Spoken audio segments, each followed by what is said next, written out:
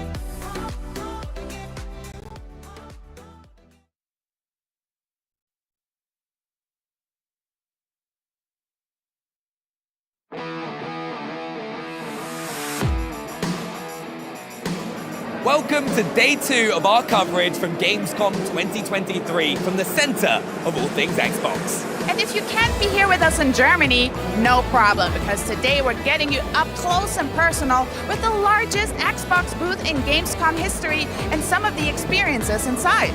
We find out what's in store for Alan Wake 2 direct from Sam Lake himself. Plus, we've got an all-new, never-before-seen gameplay trailer for Stalker 2. You don't want to miss it. And we will see what fans can expect from Forza Motorsport, our history untold, Like a Dragon Gate and the man who raised his name, and the action puzzler you saw as we fire up the consoles NPCs for a day of gaming goodness. But first, it's an expansion that fans can't wait to get their cyber-enhanced hands on. Our very own Henry got a chance to talk with CD Projekt Red about the upcoming expansion, Phantom Liberty. I'm over here with Gabe from CD Projekt Red to talk all things Cyberpunk Phantom Liberty. Gabe, how you doing? I'm good. I'm well. I'm Amazing. Excited. Yeah, you should be. Yeah. All right. Last night was crazy. I mean, opening night live. What was your reaction to seeing how everybody took it all in? I had so much fun. It's so much fun. We're excited. Seems like a lot of people are excited. So let's get this thing out there. Now, it's pretty clear Phantom Liberty is super anticipated by gamers all across the globe. And you and CD Projekt Red have been working really hard and listening to the community feedback as well. Why don't you give us a peek into some of the reworked systems? Sure. So there's so many, and maybe I can say kind of like a highlight what the inspiration was. We had such a beautiful, incredible world with so much potential. We wanted to infuse it with a bit more life. So we have a lot of new systems and new AI improvements and new fantasy fulfilling kind of abilities and stuff like that you can do. We revamped the police system so you can get in trouble. You can fight max tac if you really get up there in trouble. Really? Max tac? Max tac, Oh, indeed. we're so screwed. Yes. And there's various different archetypes of the max tac units, and they have different mechanics and things like that. The police we have in Dogtown, it's a different crew. It's the Barghest, who are like the law enforcement there, part of Kurt's militia, and then of course NCPD. And if you go to the Badlands, then it's Militech that are going to enforce the areas there. So there's a big variety, a lot of stuff. We've got like the player's an agent in the world, and the world reacts to the player, but also you'll see like gangs fighting each other and chasing each other in cars and stuff like that. So there's other agents in the world as well. So again, the world was so much potential, and we just wanted to infuse it with a bit more life in a kind of dynamic system way. That's amazing. I mean, why don't you talk a bit more about those new systems? I mean, what in particular has been added to Phantom Liberty that players should be excited about? Sure. So I touched on the police system and stuff like that. I should talk about the skill trees and stuff like that. So one of our big inspirations in revamping, we revamped the skill trees almost entirely. And one of our big inspirations is that we wanted to have sort of like, when you think about this world with cyberware, right, and the dark future, you've got certain fantasies in mind of kind of like ways you'd want to play and ways you want to be. Do you want to be like the fast marshal, with the sword, right? Do you want to be the Netrunner? Do you want to be Terminator, right? Yeah. Like that kind. And so now we've got these abilities where you can pick up bodies and throw it. You can be right in the middle of like the crossfire, and as long as you keep pushing that attack, you'll be regenerating, your life, and you'll be getting into a fury state. And of course, there's some Edge Runner Easter eggs in there. I do love that. Where you kind of going on the edge, you can push your cyberware to the limit and occasionally, get into a fury state because of it and start to lose some life. But if you're in this Terminator style build, you can be like pushing the attack and regaining your life doing it. So it like complements it well.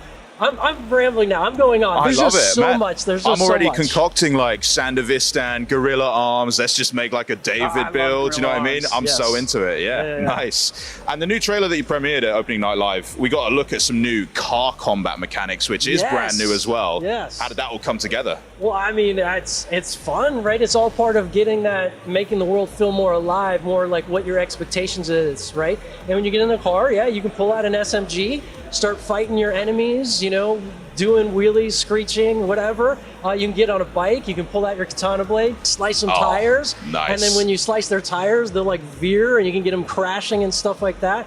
And of course, we've got some vehicles that have weapons mounted on them.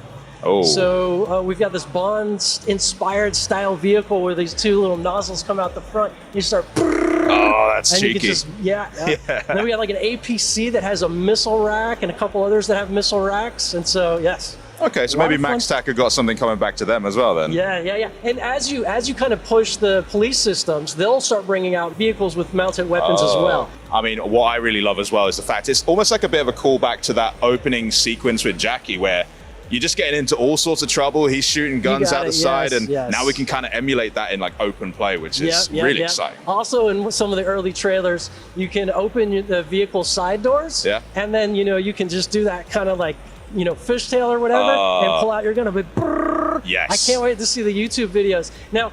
Certainly, we've got a friendly kind of a targeting system, but you also can free aim and start hitting tires and gas tanks and blowing them up and really getting that sort of skill level with it. So I look forward to seeing some people pull that off. That's so cool. It's all just kind of speaking to the creativity that you want players to have in Night City, because you said you put some life into it, and now we're giving you all the tools to just do whatever you want to do there as well. You got it. That's great. Now, we've heard this expansion was built as more of a standalone experience, so how does it kind of link in with the existing narrative with V, Johnny? What's actually going on in Phantom Liberty? So we got to be careful with saying standalone, because it is actually part of the main base game storyline. It's in the midst of it. Though, if you want to come in and play just this, we give you the option to skip ahead to it. Oh, amazing. Start immediately with Phantom Liberty. And you can leave Dogtown, you can go on to other quests, you can stick just to the Phantom Liberty quest line. And of course, when you finish it, there will be like an end sequence or various end sequences, stuff like that. And you can continue on with the base game. So it's in the midst of it. Similar to some of the Witcher expansions, similar to some of how we did some of that stuff, but a little bit more even free here, because you can go back and forth between the game. I won't take up too much more of your time. I just want to know one thing. When and how can players get their hands on Phantom Liberty? September 26th on Xbox Series S and X. Oh, close. Damn. Gabe, thanks so much for your time. Back to you guys for more games right here at Gamescom.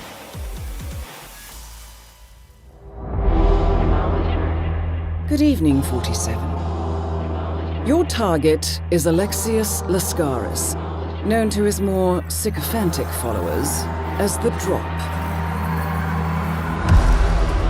He initially established himself as a DJ, but realized it would be easy and lucrative to exploit his connections in the world of EDM as a drug kingpin instead. His empire of music venues has become inextricable from his trafficking network. Our client is a successful DJ who's understandably nervous about Lascaris' expansion. Good luck.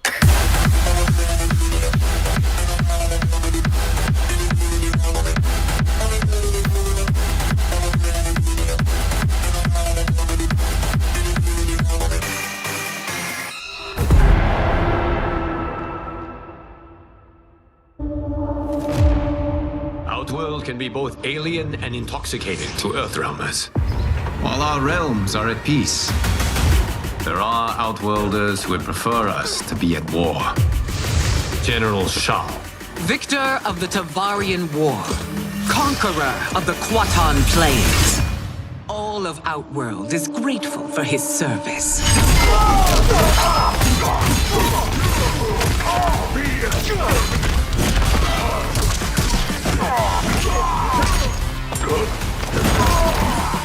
You would consign us to endless war. Better that than be Liu Kang's lapdog. Did not your illustrious father teach you that war is the last resort? Do not forget that, General.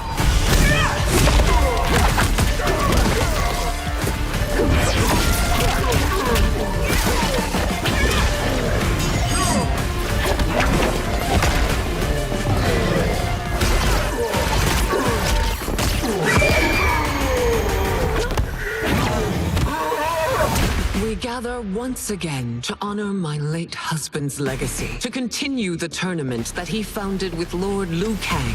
Empress Sindel. Let us meet your champion. Earthrealm's champion is Raiden, Your Majesty. Is it me? Or is Earthrealm's champion scrawnier than usual? He has earned his place by embodying the very best qualities of Earthrealm's people. I am ready, Your Majesty. Whom shall I face?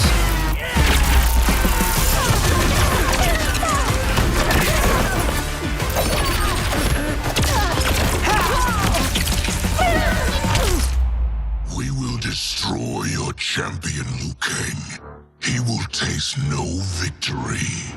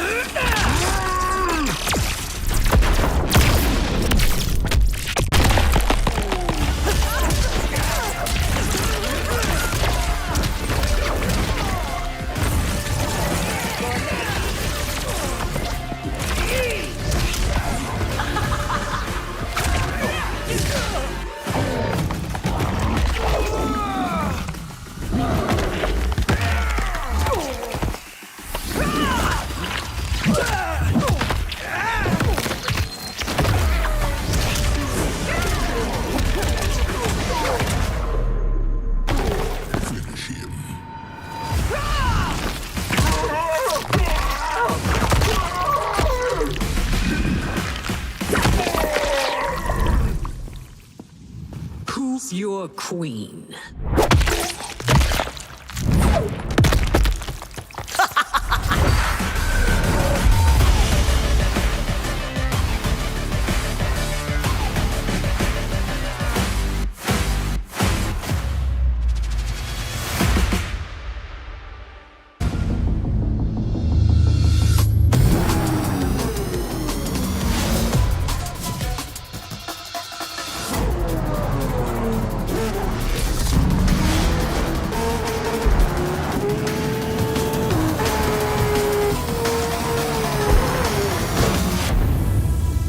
Hi, I'm Chris Sasaki, Creative Director for Forza Motorsport.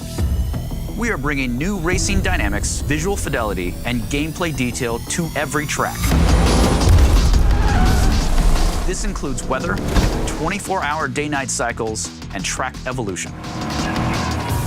More tracks are coming to Forza Motorsport after our launch on October 10th, including past favorites and brand new challenges to keep the competition fresh and exciting. We can't wait to share more. See you at the starting line.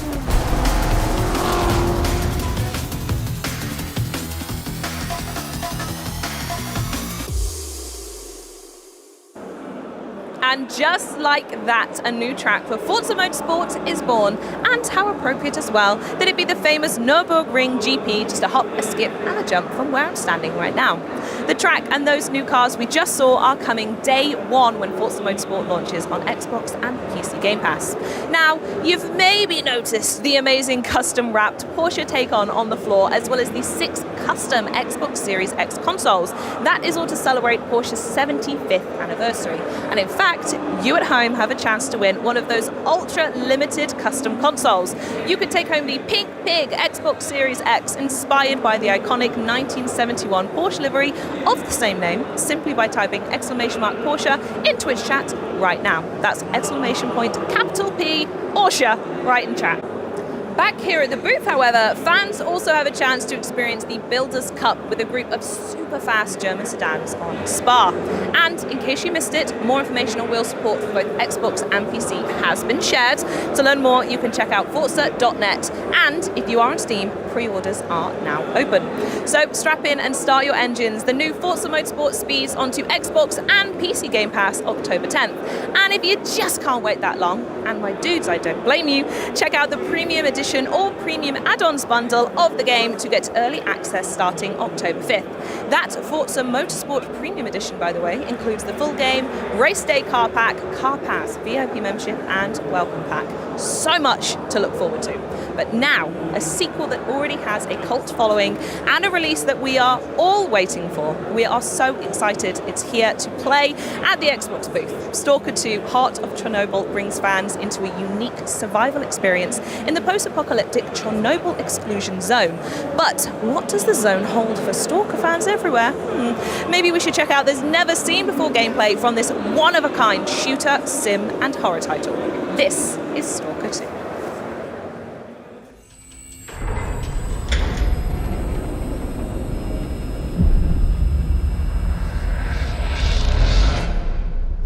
I was attacked while on a job. I got hit in the head, and when I woke up, I was in almost nothing but my birthday suit.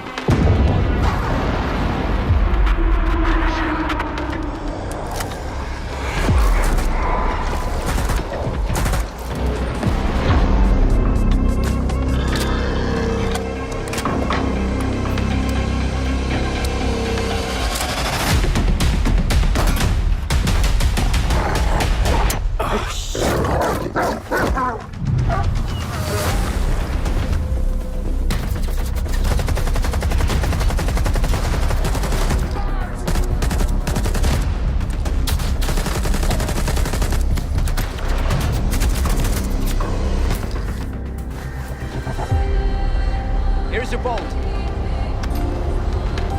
Why the hell would I need a bolt? Take a look around.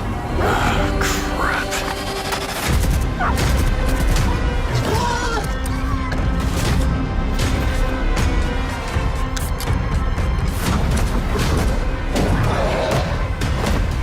Door! Open the door! I've got nowhere to go back to, Herman. over and out. Now, I think it's time for another Twitch chat giveaway. So all you need to do is type !day1 for your chance to win a month of Xbox Game Pass Ultimate. That's !day1. Good luck, everyone. And while you're busy entering the giveaway, I think it's a great time to also get out your climbing rope and make sure your blast is strapped in tight as we journey up the tower in Jusant. Joining me on this meditative climb, please welcome Jusant co-game directors, Kevin and Mathieu. How are you guys today? It's great to have you. Yeah, we're fine. Thanks for welcoming us. Awesome. I'm so excited as a big fan of Life is Strange and also Vampire to have you guys here from Don't Nod Entertainment. So thanks for coming to play. Okay. So shall we jump right into the game? Yeah, sure. I can't wait to see. Now, straight away, I do notice we've got a little watermark down in the corner here as well. Can you tell me what that means for this gameplay? It's a marker. It's a sign because it's actually exclusive content. Hey. So yeah. So we are showing off like today because it's a special event, but it won't be in the game in the end. So don't worry, guys. Yeah. It's going to be here when you play. No watermark. Excellent news. So, Jusant, could you tell me what that means for the game title? Yeah, of course. So, Jusant is a French word. It's actually a maritime term that we use to explain the period of time of receding tide. Actually, you guys in English, you have ebb, E-B-B, but we prefer the sound of French words better. Sorry. It does sound good. Yeah. Ebb and flow. I like that phrase a lot, but, you know, I don't really use it in everyday life. But Jusant sounds a lot nicer too. But it also means something from our game because, as you can see, people who are listening to us already played the demo. They probably witnessed the fact that the ocean of the world has gone, and it's actually a permanent receding tide. So. Very good. That's so interesting. So it'll affect sort of the setting and the story behind it as well. Yeah. Nice. Now, speaking of the demo and also the trailer you guys showed not too long ago at the Xbox Game Showcase, we saw some pretty interesting looking game mechanics like this rope here. Here to tell us all? Yeah, of course. So obviously everybody can witness the fact that our main mechanic is climbing, but we also have a couple of tools to help us do so. You have a rope, you have what we call the pythons, you have 3 of them. You have the stamina that you can see on the green gauge here. Oh yeah. And actually, the level design behind it is that every wall that you climb has been thought over as a puzzle. So you need to use those tools to overcome the puzzle and find the solution. And on the second part, you have this little blue guy here on the shoulder. Look at him! Yay! Oh, Ballast. So cute! Is he got his eyes closed there as well? So he's going to help us climbing as well because he also features abilities like echo. Matt will show that later on. And what he just did is like some kind of a sonar that gives you hints of some narrative elements that we scattered through the world. Okay. So yeah. So kind of like secrets or Easter eggs to find and stuff like that, or Easter eggs. I mean, you'll need to roam the game to find some if you want. Sure. But we scattered a lot of stuff to tell more about the lore and about the stories as well. Okay. So if you're an explorer, then you'll be able to right now. Nice. I love.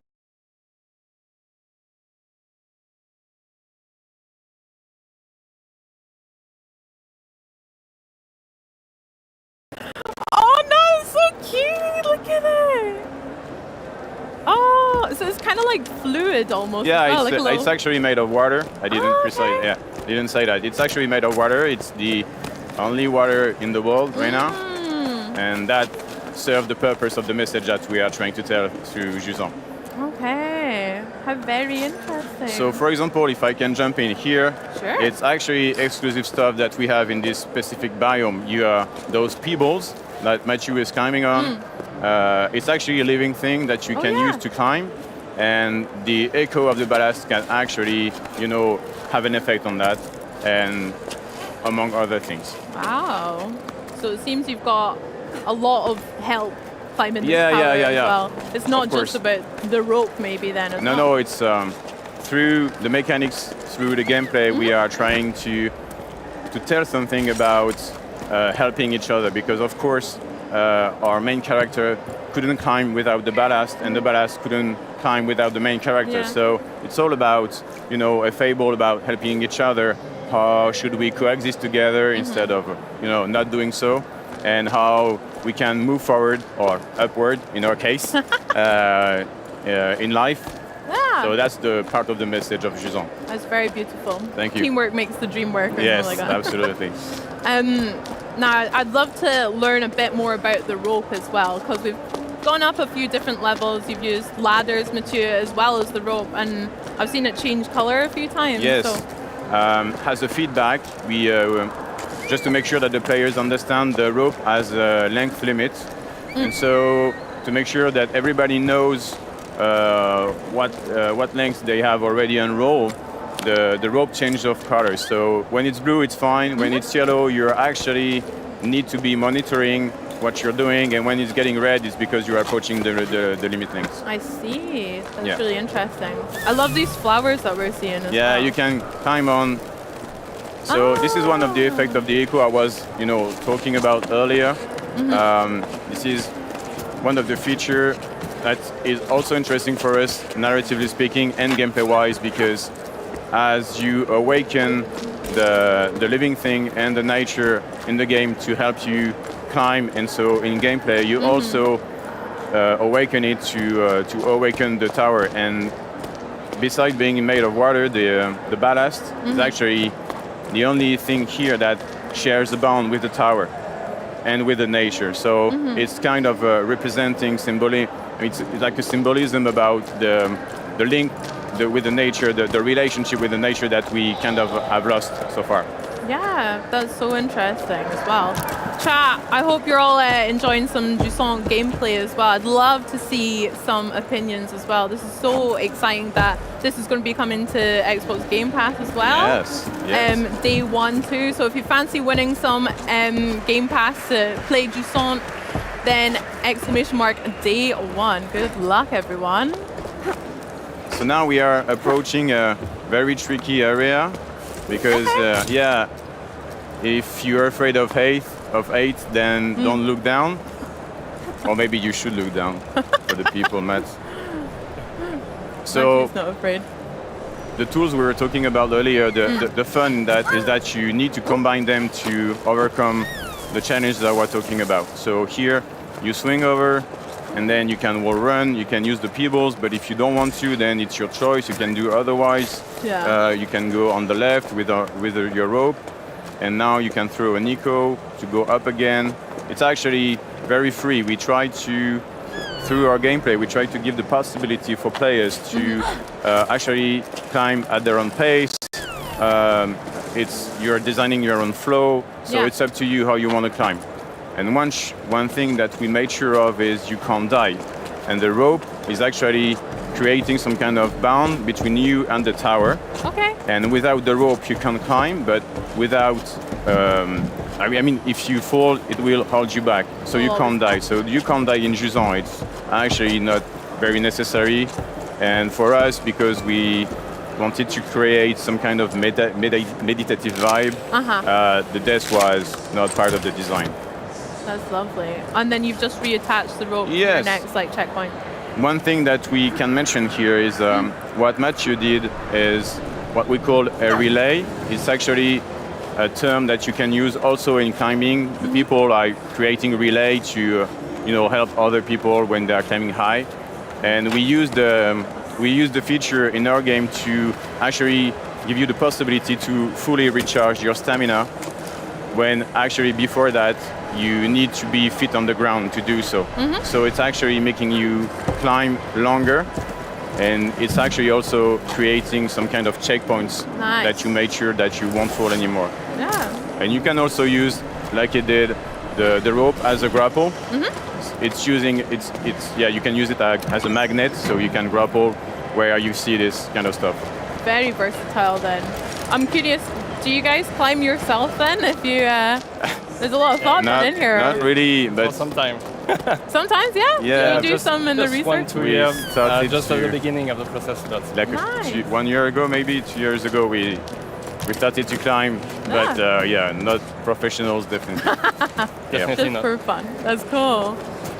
So yeah, you mentioned just then about using like the pebbles, the Yeah. that are alive as well as you're climbing up the plants and stuff, and the environments look really beautiful as well as, I guess, different ways to solve each of the puzzles that Yes. you're talking about too. And also, what we try to do is, since we are telling the story of a bygone civilization, every props or every object that you use to climb was actually used by the people before. So Oh, okay. yeah, so that's why you use the rope so much, because we try to tell a story about a vertical society, a vertical life, and everything was made to make sure that people are able to climb.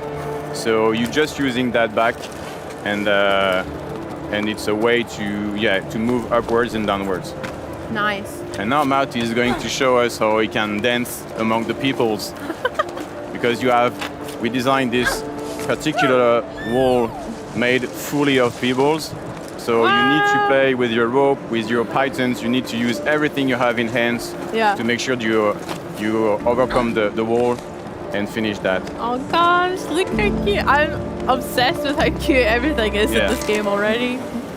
And I don't know if people notice, but so if you use the echo, people stop for a moment. So that gives you the opportunity to kind okay. of pause the game and relax, observe where you can go, and go back climbing again. Make your next move, figure Yes, out your next absolutely. move stuff. That's so cool.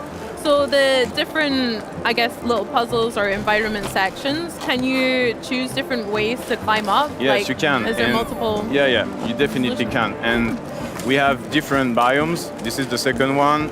People had the chance to play to the first one in the public demo, and we have others. And each biome has specificities. The environment will change, and this is how we bring gameplay variations into our game. So I hope that guys are excited to see what's next. Yeah. What are the biomes made of? For sure. I'm really excited more about the your Balas abilities too. So maybe you can't speak about it just now, I won't push you, but it would be really cool to see if there's like new abilities and how that affects the rest of the game. Yeah, then actually as well. we saw kind of everything, because what we try to do is give all the players at the beginning all the tools they needed, and then you need to stick with it, and as designer, as developers, we bring the variation through the environment, because it's actually a kind of a short game, so having upgrades or whatever, it wouldn't have made sense. Besides, with the message that we are trying to tell, it didn't fit in the mood, since we are trying to bring a meditative vibe, a chill game, chill out game. Sure. Upgrading like other games do, it wasn't our cup of tea. So it's better to have few tools that you have from the beginning, and then you have time to master them, you have time to get used to it, and then we are here to trick you into some habits. And yeah. I love that. It feels so peaceful already as well. So this is one tower that we're climbing up just now. Is there like different sides that we could explore? Is that quite a key element to the game as well? We have few secondary paths where you find more about the lore and the story, but it's not an open world game, so it's fine.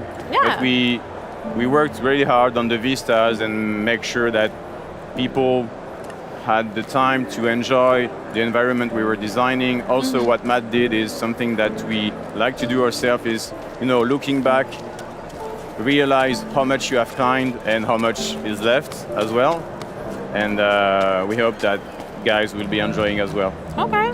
Yeah. So there's like some time elements as well as this maritime theme of water coming and going then as well? Something like that? Not about water, you said? Sorry. Like the time that you're saying, you can look back at, I guess, the progress you've made and stuff, as well as like the water leaving and things. Yeah, you can find traces of this. Nice. And for the people, I hope they also enjoy the music, because we worked very hard with a French composer called Guillaume Ferrand. If he's watching us, I say, hey, Guillaume. And he actually understood very well how, what were our intentions, what we were trying to tell, what story is behind it, and he composed very beautiful music and OST. So Sound and Music is quite an important element to the setting, like and stuff. Because it set up the mood as well. Is when you're playing, you're hearing like a nice piano music. It helps bring the chill out experience, right? Amazing. It does. I'm so chilled already just playing with you guys today. Do you know, I cannot wait to play some Jusant as well. I hope chat feel the same way as well. I hope so. Kevin, Mathieu, thank you so much for showing us some Jusant today. That's been so good. Thank you for having us. No worries. I have one last question for you guys, and that would be, when can we play it then? Actually, the game will be released on the 31st of October. Wow! Yeah, so you can pre-order it right after now, I guess. Hey! Yes. How exciting! There we go. So I hope don't hesitate to press the button. And 2 months from now. 2 months from now. I can't wait. Guys, thank you so much again. Thank you for having us. Awesome. Next up, we're venturing back into the dark place with Alan Wake 2. But first, here's just one more look at Jusant.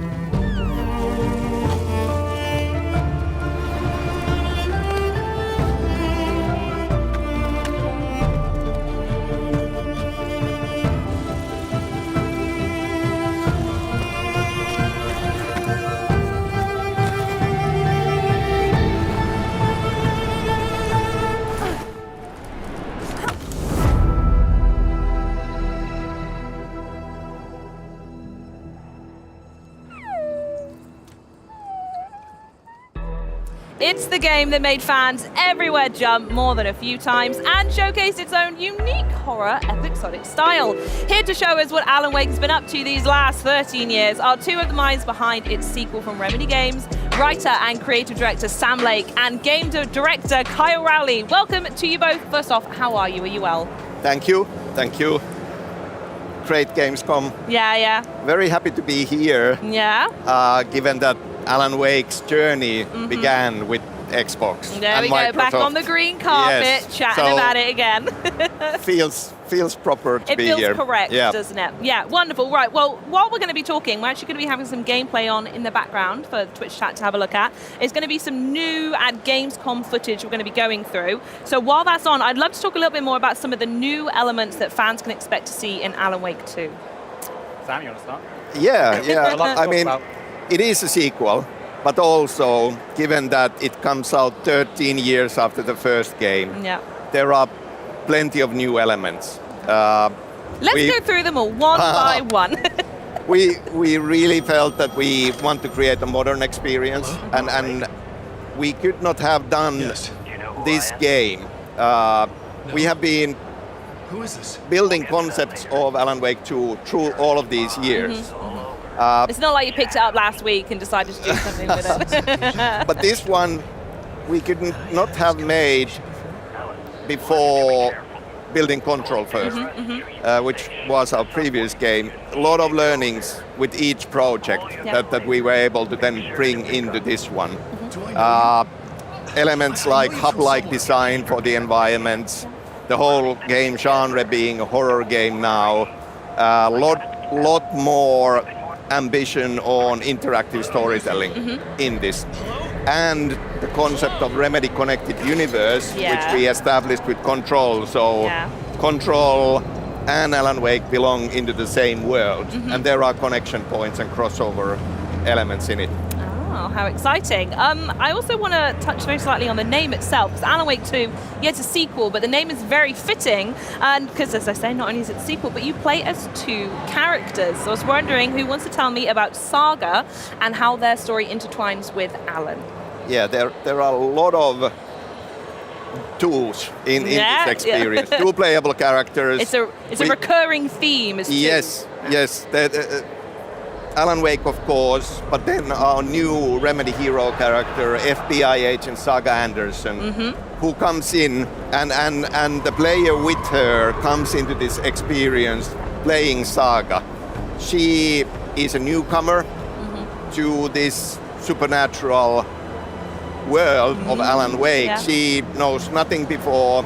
She's a profiler, FBI agent, comes in to investigate these ritualistic murders in the Pacific Northwest. And then it starts to spiral out of control from there. So we have 2 worlds, essentially. We have the Pacific Northwest. We have 3 separate hub areas. The small town of Bright Falls, the majestic Cauldron Lake, this Caldera Lake, and the surrounding forests, and then the neighboring town of Watery. And you get to explore all of these hub areas. I love that you're describing them as these beautiful places to go check out. They're going to be horrific naturally, right? It's a wonderful place to go on a vacation. I don't think you're telling me the truth at all. I think we had in the art direction Bible, we said terrifyingly beautiful was one of the things that we were kind of like talking about. Well, once again, kind of 2 extremes coming together. The juxtaposition of it. Exactly, like us on stage. Exactly. I mean, you're doing it right now. Exactly. I feel like I should have put a tie on. All carefully considered. The theme that runs through the whole of our lives, I think. But yeah, like a lot of duality, light and darkness, obviously at the very core of Alan Wake experience. You use light as safety and as a weapon, and the supernatural darkness is your enemy. But then you go on a journey playing Saga on this murder investigation, but you are also playing as Alan Wake, trapped in the nightmare dimension of the dark place that takes the shape of this nightmarish New York City this time around. And that's one big hub of its own where we are unlocking new areas for you to explore as you progress. So these exist side by side, and you are able to choose and hop between them as you want. Going through this experience. And you're not just knowledgeable as the creative director, I guess, Sam, but you're in the game as well, right? I guess so. Yeah, I think you are a little bit. Yeah, I have to say, like, it's teamwork and it's collaboration more than anything, as always making video games is, but wanting to make this game so long, and it's kind of very special to me. I just felt that I want to go all in. Yeah. So we are. So was it you that stepped forward and said, "Can I be in the game, please?" We are co-directing with Kyle. I'm co-writing the story and the screenplay, and yes, I'm acting as Alex Casey, who is Saga's FBI partner, but also a fictional character that Alan Wake used to write about for years and years. Oh, very smart. But I'm doing half of the performance, really. I'm the physical You're just actor. doing one arm and a leg. And yes, exactly. And the hair. And the wonderful James McCaffrey is the voice of Alex Casey. Nice. Okay, I'm looking to see how that plays out. I don't know if you've had a moment though. I keep looking in chat, and chat is absolutely so excited for this game. Sweet Tooth, they're saying almost as beautiful as me. Sweet Tooth, I bet you're gorgeous. Are you as gorgeous as Alan Wake though? I don't know. The next question I want to ask, completely distracted there, sorry, is I want to know more. You mentioned more about the horror element that you're leaning into, and Remedy have really gone into this not just survival game, but a survival horror game. What does that mean? Over to you. Yeah, over to me. Yeah, I mean, that all started from us looking back at, Alan Wake 1, what we as the team kind of really liked about Alan Wake 1. so distracted. He's just loving his coffee or whatever he's drinking in there. So we're looking back at Alan Wake 1 and, what did we like? What did we think we could improve upon? And one of the things that we kind of came to a conclusion of quite quickly was that, we'd just come off making Max Payne when we did Alan Wake 1, so we're kind of very good at making this kind of fast-paced action gameplay. But the story we were telling was a bit more on, psychological horror style. So for this one, we really wanted to make sure that those two elements, the story and the gameplay, were kind of really connected, so creating a more cohesive experience. So that kind of led us into the idea of, okay, why don't we make this like a survival horror game? And instantly when we were talking about that, we were like, wait a minute, we should have done this to begin with. Yeah. You were scared before, wait until this. Yeah, exactly. But survival horror, I think, with the type of stories that we like to tell and, the skills that we feel like we're very good at as a studio, like world building and building a sense of place and atmosphere. I think that the horror genre in general, just we feel like that's a kind of perfect fit for us as a studio. And then on top of that genre as a whole, it kind of allows us to kind of slow the gameplay down. We can focus more on the world. We can focus more on the environments and the environmental storytelling. And then we can use kind of that atmosphere to kind of build a sense of dread or a sense of threat as you're kind of progressing through the game. So for us, it just felt like a very natural fit. And then, I think that fight with light that kind of Sam was talking about before, light versus darkness, those kind of core themes just fit inside the horror genre very well. And, from a gameplay perspective, we tried to, it's still a sequel to the first game, which we made, so we still wanted to keep that, fight with light concept in there.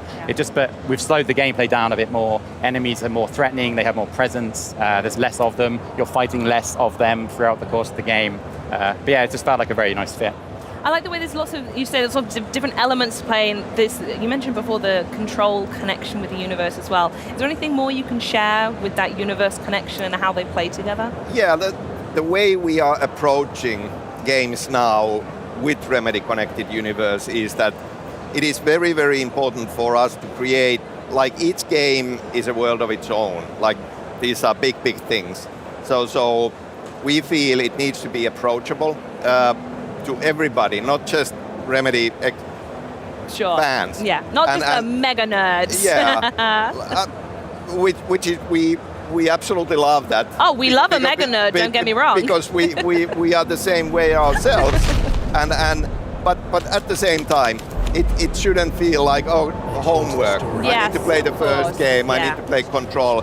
You don't, and that is part of the reason why Saga is such a perfect new hero character. She doesn't know anything when she comes into this, and she is learning and the player is learning. Sure. However, then, under the surface, it is very layered and very deep, and one of those you know kind of things, but you don't have to know all of the little bits. There is a ton to be discovered, ton of connection points, and taking certain threads further in the universe. So, yeah.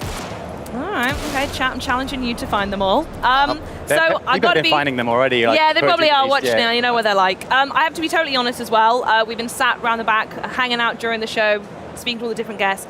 Aaron Greenberg came by and would not stop talking about how impressed he was with the demo that he saw, and we saw you on his Instagram. So as well as the time you spent with Aaron, I'd love to know what's the reaction been like from opening night live and your Gamescom so far. It's been wonderful. Good, like that. Yeah. And it's always so important. Like we are not done yet. We are on the final stretch. We are on final stretch, and there is a ton of work, as there always is. So back home, the wonderful, talented Remedy team is working on this. But when you keep working on a project like this for years, you start to be blind to it. Yes. And second guessing yourself and being uncertain. So it's really, really important for us to be able to come here, show material, get reactions, and especially when it's very, very positive reactions. Yeah, of course. It's a big energy boost to everybody working on the game, and very, very important. I imagine it makes you excited to get the plane back so you can go finish it and do a bit more like, yeah, go on then. Yeah, we've still got some work to done. But we do. Yes. Perfect. Well, that leads me perfectly on to my very final question, and that is, when does everyone at home need to mark their calendars? When does Alan Wake 2 release? Alan Wake, you were looking at me. Alan Wake 2 comes out on October 27th. So not long to go. Not long at all. October continues to be very, very busy. Cheers to that. Thank you both, Sam and Kyle, for joining me today. Alan Wake 2 looks horrifically delightful, I think, was the summation of it. But later on in the show, we're going to catch up with the man who erased his name from Like a Dragon Gaiden. Then the crew from Elder Scrolls Online joins us to talk combat and community. Plus, it's time for another giveaway. Enter !Day 1 in the Twitch chat right now for your chance to win a month of Xbox Game Pass Ultimate. And remember, that is !Day 1. Next up, though, it's a world in crisis, and fans somehow just can't get enough of it. Citizen Sleeper 2 Starward Vector brings fans back to the Starward Belt. But this time's it's a little bit less than optimal, let's say that. Check out more from this behind the scenes of this space age adventure. Take a look. Wake up, Sleeper.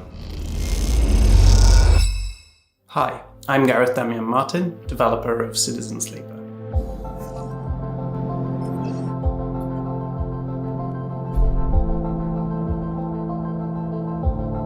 We've had an incredible first year on Game Pass, and I want to thank everyone who's played, shared, streamed, reviewed the game.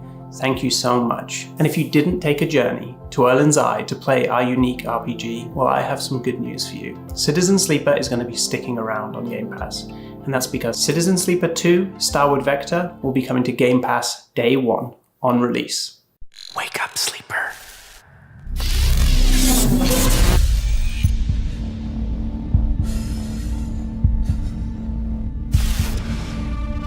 No, get out! They haven't finished it! Oh, Sleeper's finished, aren't you?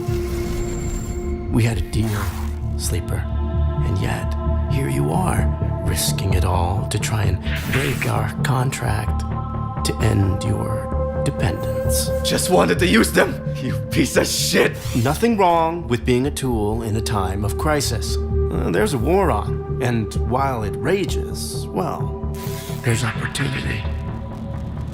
I thought you were an opportunity sleeper, desperate, on the run, a hard worker with certain needs.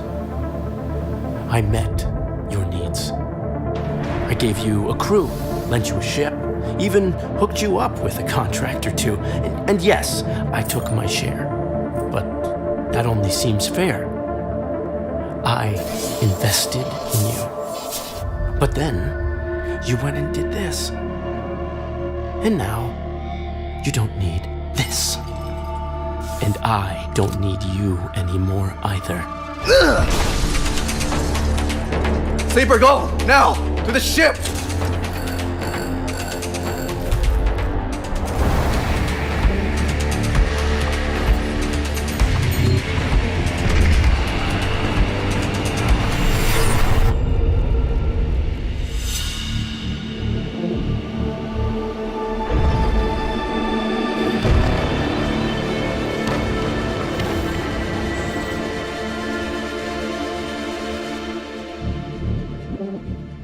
You can expect the same freeform, tabletop RPG-inspired, dice-based gameplay with slice-of-life stories and relatable characters. But this time you'll have a ship, build a crew, and take on contracts as you explore the Starward Belt, trying to make ends meet. It's bigger, more varied, more challenging than the original, but with the same deep world-building and freeform gameplay. It's my attempt to capture what's special about stories like Cowboy Bebop and Firefly, where it's not about hauling tons of titanium across the galaxy, but it's about getting into trouble with a complex cast of characters, improvising, making do, and always running on the edge of disaster. We'll be revealing more soon, but before I go, I wanted to offer Game Pass players a world-exclusive first look at one of the locations from the game. Welcome to Hexport. This bustling way station is built on the back of 3 vast, abandoned solar reflectors. Taking advantage of the flow of power from these pre-collapse corporate artifacts, the port is rich with industry and activity. The Benz is a spacer bar where you can find trouble and freelance crew in equal measure. The Exchange is the thrumming heart of the station, filled with data brokers and merchants, the perfect place to land a lucrative contract. Factory Row is filled with ship fitters and salvage yards, a tight-knit community you'll need to get on the right side of if you want repairs. Arriving in Hexport with a crippled ship, you'll need to learn to navigate the station, find allies, and go out on contracts if you hope to stay one step ahead of Lane.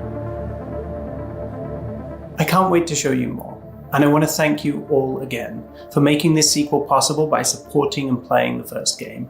And if you haven't played Citizen Sleeper, well, now's the perfect time to play it on Game Pass, with 3 DLC episodes just waiting for you. Turn your eyes starward, and I'll see you in the belt. This is just the beginning, Sleeper.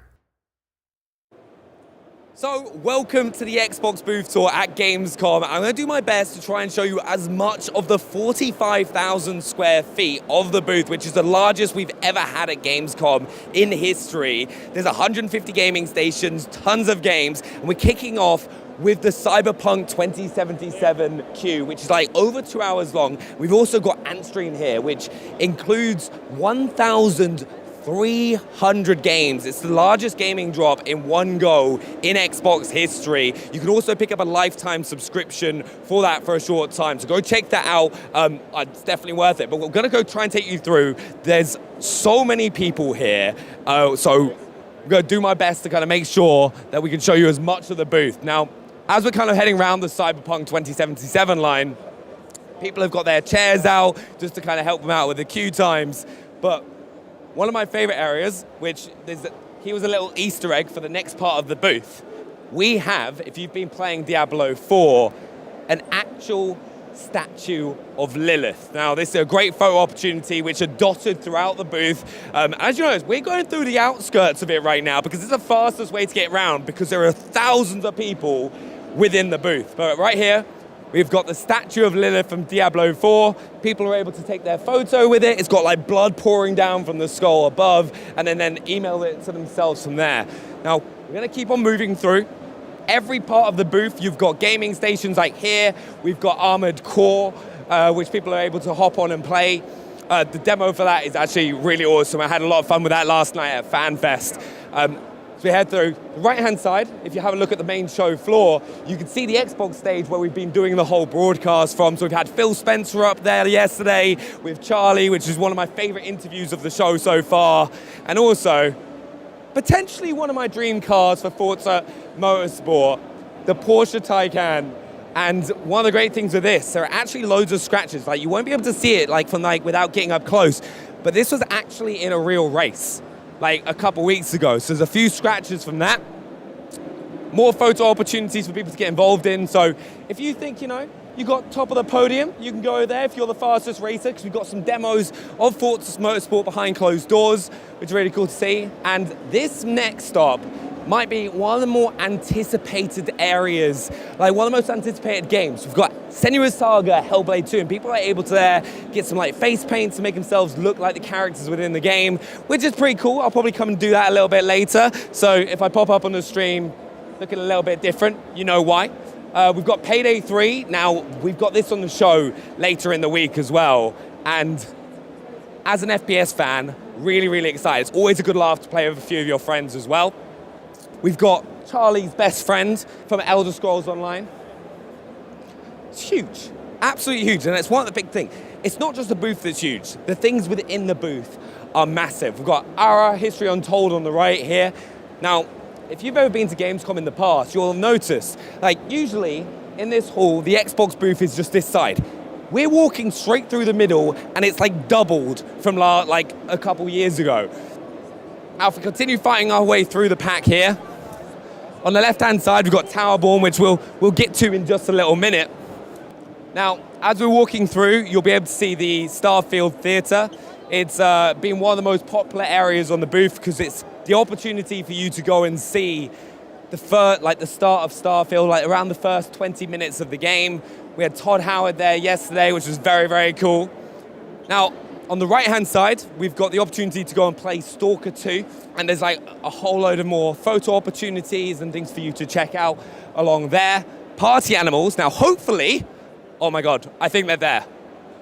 Maybe my favorite thing, like if I don't know why, but they are so adorable, and I think they are here. Or am I seeing things? No, I think I'm seeing things. No, they're not here. This is maybe one of the saddest things. So throughout the week, we've been having life-sized party animals. I'm going to try and get them to throw it up on screen, but they're so adorably cute. Sadly, they're not here, but that's all good. Stalker 2 is here on our right-hand side. We've got the Starfield Theatre, and I just hope that you're starting to kind of get the idea of the scale of the booth here at Gamescom. But let's head straight over this way. Now, Age of Empires 4, you can play it right now if you want to on controller or on your Xbox console. We've got an awesome console here as well, just kind of, you know, commemorate the game as well. So if you like it, I'm pretty certain there's a very nice gold. I never trust myself when it comes to colors because I'm colorblind, but it's all good. Now, the next thing I want to show you is, of course, if we head to the side of the Xbox stage, we've got a very unique Starfield experience which was designed for Gamescom with Temper. And if you look to the right, you can actually see a life-sized cockpit which has got unique footage which has not been seen anywhere else, purposely built for that chair, which is insane. I'd recommend checking it out if you're at Gamescom, but I kind of want the chair myself. It is very, very cool. Now, also, you have to have the opportunity to win stuff on the booth, which is right here in front of the stage. You'll see people queuing up, hitting the button for their chance to win a whole ton of prizes from the booth on the left-hand side of the game titles. Like this guy right here, just won a lanyard. All right, PC Game Pass lanyard. I've seen people winning Xbox Game Pass, headsets, loads of cool prizes over there. Now, if we make our way to the right, we've got the queue over here for Flight Sim. They've got like yokes. They've got loads of different ways to play the game, which is a cool experience. So if you've not had the opportunity to play on like a flight stick, this might be your chance to do so. And the final stop that I want to show you all is, of course, Towerborn. Now, the one thing that I'm very excited about with Towerborn is we've got a really cool demo coming to the show tomorrow. So I want to make sure that you hit that follow button so you don't miss that. And that's the end of the Xbox booth tour. So don't miss that show tomorrow. And I'm going to go play some more games. I'll see you later. It's time to start chatting about the ultimate brawling combat in the intensely immersive world of Yakuza. It's a world in which Kazuma Kiryu was supposed to be rid of with Yakuza 6, but as we're about to see, drama finds even those who hide from it. Joining me to show off Like a Dragon Gaiden, the man who erased his name, please welcome Hideyuki Sakamoto, Sakamoto-san, and our interpreter Gavin Green. Thanks so much for joining us today. So we're going to jump right into the demo we have here on stage, and our first question I want to ask is for folks trying to pinpoint where we are in the franchise timetable and lore, what is it that we're looking at? 最初からデモに入るんですが、最初この設定についてちょっといろいろ説明していただけますでしょうか。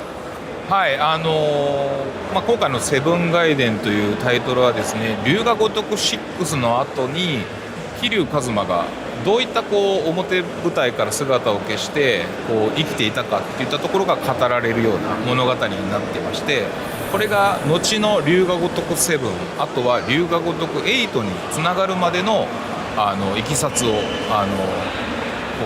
作られたようなゲームになっています。So, Like a Dragon Gaiden, the man who erased his name, talks about the story of Kazuma Kiryu at the end of Yakuza 6. So he kind of disappeared from the scene, right? And this game is going to explore the story of what he was doing behind the scenes from the end of Yakuza 6 to the start of Like a Dragon Infinite Wealth. Ah, amazing, wonderful, thank you. So we've also heard that this game is more compact than some of the other games in the series. So what can fans expect from side quests, overall gameplay, and please let me know if karaoke is coming back. このゲーム他のゲームと違って、ちょっとこじんまりということを聞いたんですが、どんなことを期待できますか？結構オープンワールドもありますでしょうか？またミニゲームとか、カラオケもありますか？今回のセブンガイデンは、メインの舞台は蒼天堀っていう、いわゆる大阪の舞台とこちらのデモでもお見せしているキャッスルという、いろんな特殊な舞台といったものが用意されているんですけれども、ストーリー、サブストーリー、プレイスポットといったような数に関しては、従来通りのナンバリングと、同様に楽しめる内容になっていると思います。So this game contains like all of the things that you're familiar with from the series. It's got story, main story, it's got side stories, it's got mini games. So in a lot of ways, it's very similar to the kind of construction of the main games. And it takes place mostly in Soten Mori, but also is, as you see in this demo, it takes place in the castle as well. Ooh, how interesting. Okay, so a question I'm going to ask on behalf of Kiryu, as I'm certain he's asking it multiple times, is why can't he just be left alone? Hasn't he been through enough? キリュウを代表にしてこれ聞くんですが、なぜキリュウはもう休ませてもらえませんか？本当セブンで春日一番を助ける役目で一瞬出てきて、龍が如く8で、春日と桐生のダブル主人公っていったものを発表してきたんですけれども、やっぱり正しく桐生がなぜここに至るまでになったのかっていうところはゲームでやっぱりちゃんと伝えなきゃいけないかなと思って、そこを楽しんでいただけるとより龍が如くのこれまでの物語が深く理解できるようになるかなと思います。So Kiryu appeared in Yakuza Like a Dragon in 7, he appeared as a side character very briefly and kind of helped out in the story. And in the next game, in Like a Dragon Infinite Wealth, he's kind of a co-protagonist with Kasuga Ichiban, right? So we figured we kind of had to say, like, what happened? How did he get here? Like, if we didn't do that, we felt like we'd be not really. His adopted daughter, now that he's come out of hiding, are we going to see?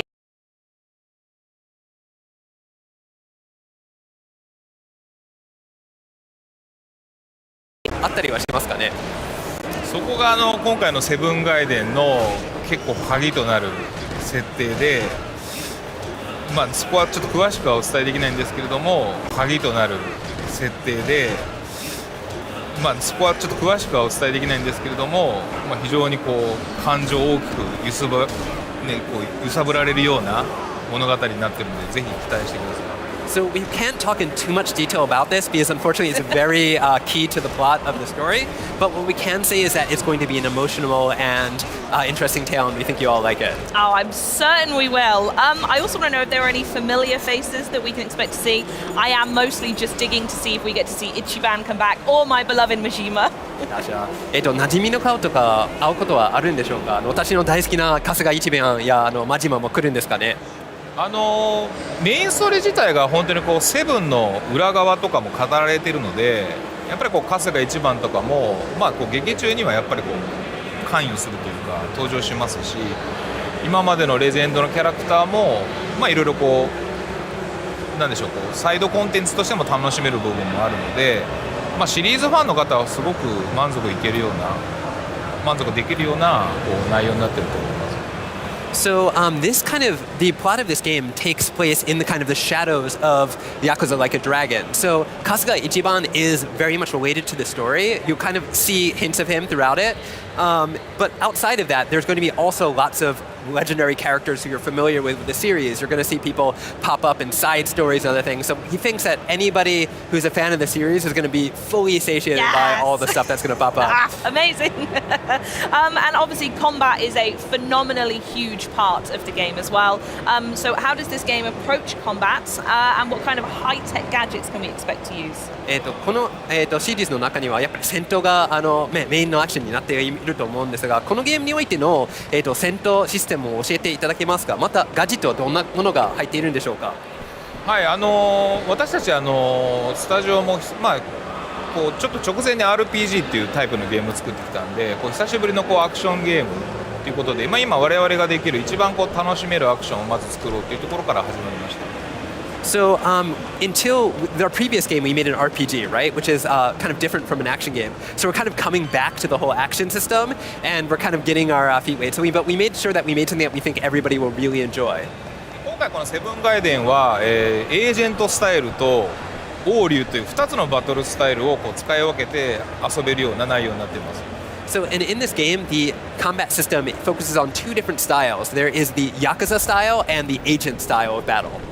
エージェントスタイルはですね、桐生一馬が大道寺のエージェントという設定をもとに今までにはなかったなんでしょう、ガジェットを使ったトリッキーなバトル、スピーディーでトリッキーなバトルが簡単に楽しめるっていうところが目指していた部分だったりします。So because Kasuga has sort of become an agent throughout the events of the story, this game is going to really explore that sort of new side of the battle. It's going to be very speedy, very tricky. It's going to be very different from everything you've seen up from the series to this point. Oh, okay then. And is there anything else you can tell us about future Like a Dragon titles? これから、Like a Dragon シリーズの、遊戯王シリーズの、未来についていろいろお話聞けますかね。今お伝えできるのは本当にすでに発表している龍が如く8自体がですね、来年に発売を予定してそれに向けて鋭意制作中なんですけれども、本当に今のところちょっとそこに全力を投入しているのでそこから先はまだノープランというか、まだ真剣にちょっと構想はあるんですけど、まだちょっとちゃんとした形にはまだなってないかなっていう状態です。So right now, as a studio, we're focused entirely on the things that we've already announced, which is Like a Dragon Gaiden, and Like a Dragon Infinite Wealth. So that comes out next year, and until that point, we have ideas what we want to do next, but we don't have any specific we don't have no plan, but we haven't set anything in stone. So we're focusing all of our efforts on what we've already announced. Thanks so much, Sakamoto-san, for joining us, and you as well, Gavin. But pre-orders now are available and include the legendary fighting pack, if you want to go grab it yourself. And in case you missed it, Like Dragon Gaiden is set to launch on November 9th. Now, from one group of legends to another, FanFest was in full force here at Gamescom, and Xbox's own Aaron Greenberg was there for all the action and ultimate fan reactions. Check this one out. We're at FanFest, and I'm with a fan favorite right here. So please welcome Xbox own Aaron Greenberg. Aaron, pleasure having you here. Oh, thank you. Good to be here. How are you doing? I'm doing great. I'm surrounded by the most passionate fans, the most positive fans. We've got, 400 fans in the booth tonight. We've closed everything down just for our fans, the most important audience. I could not be happier to be surrounded by all this love. That sounds so amazing. But Aaron, what is happening here? So what is FanFest? This is FanFest. I mean, one of the things that we do, obviously, we make games, we do events, and we know that draws a lot of press coverage and other things, but the games we make are for the fans, so we make sure that we prioritize and do events for fans. And so whether it's our FanFest online or FanFest we did at Showcase, we come here to Gamescom, 300,000 fans from all over Europe are here, and we're hosting our fans here tonight with a special night. But I'm having lunch with fans. We're getting beers with fans. Like, the community and people are connecting, and that's really what makes gaming so special, and getting everyone connected all in one place. You are certainly a fixture of the Xbox community. So what have the reactions of the fans been so far? They've been great. I mean, I think one of the things we really care about at Xbox is that we believe that gaming is for everyone, and we want all our fans to feel welcome, however they choose to love someone, however they identify. We've got one of the things, we were the first booth ever to be fully accessible. And so I've got a number of fans here that actually are gamers that are in wheelchairs and they maybe play with the adaptive controller. This booth is fully accessible to them. We want everyone to feel welcome and feel the same love that we do for games. That's the common bond we have, and that's something that we prioritize, and I'm really proud of the team and the work they've done there. But Aaron, how has Gamescom been treating you so far? It's been great. I mean, we got to opening night live with Starfield and the live action. We had surprised people that Todd Howard was here. We surprised people, Phil Spencer's here. We've got a theater for 300 fans to see the first opening of the game. So that's really special. We've got a theater for Forza Motorsport. We've got hands-on for Towerborn. We've got Stalker 2. We've got Party Animals. We've just got a lot of great games. It's the biggest booth we've ever had. It's a really big year for us, and so it's great to be able to celebrate that with more fans from all over the world than anywhere else right now. Can you tell us what about this community gets you excited? I think that I get inspired by stories about people, if I could actually maybe pull my friend Erwin. So this is Forza Erwin. Nice to meet you. So, gosh, we've known each other for how many years? But he came to FanFest in 2015. Your wife was pregnant. Yes, exactly. Yes. He was sending me the ultrasound photos. He had to run back. He came here for FanFest. He had to run back. He sent me the ultrasound photos. Yes. Now your son is how old? 7 years old. 7 years old. I came to FanFest and I left at 1 o'clock or something like in the night, and I live in the Netherlands. So it's like 3.5, 4 hours drive. And then in the morning I had the first echo sound. And that's why we have a special bond also together, because Aaron invited me to come to FanFest. And since then it's been remarkable, amazing. Guys like Aaron and the rest of the team are so approachable and so much passion, in the team as well. And that shows, to the fans as well. We all share the same passion. Doesn't matter how you look like or where you're from or what language you speak. Everybody is here the same and really inclusive, and that's what I really like. Yeah, and the neat thing about it is because we're in Germany, we have people coming from largely all over Europe. We have people from the UK, we have people from the Nordics, from the Netherlands here with Erwin. And so that's the great thing. We got a lot of Spanish fans. We even have, so that's really, really special. And one of the things that Erwin did, which I thought was really neat, was he actually started the Xbox Benelux social handle. Yes, it was the official fan account of the Xbox. Because there wasn't any in the Netherlands, right? And I'm so passionate about Xbox for many years. And yeah, we did collaborate on giveaways just to do something back for the community also.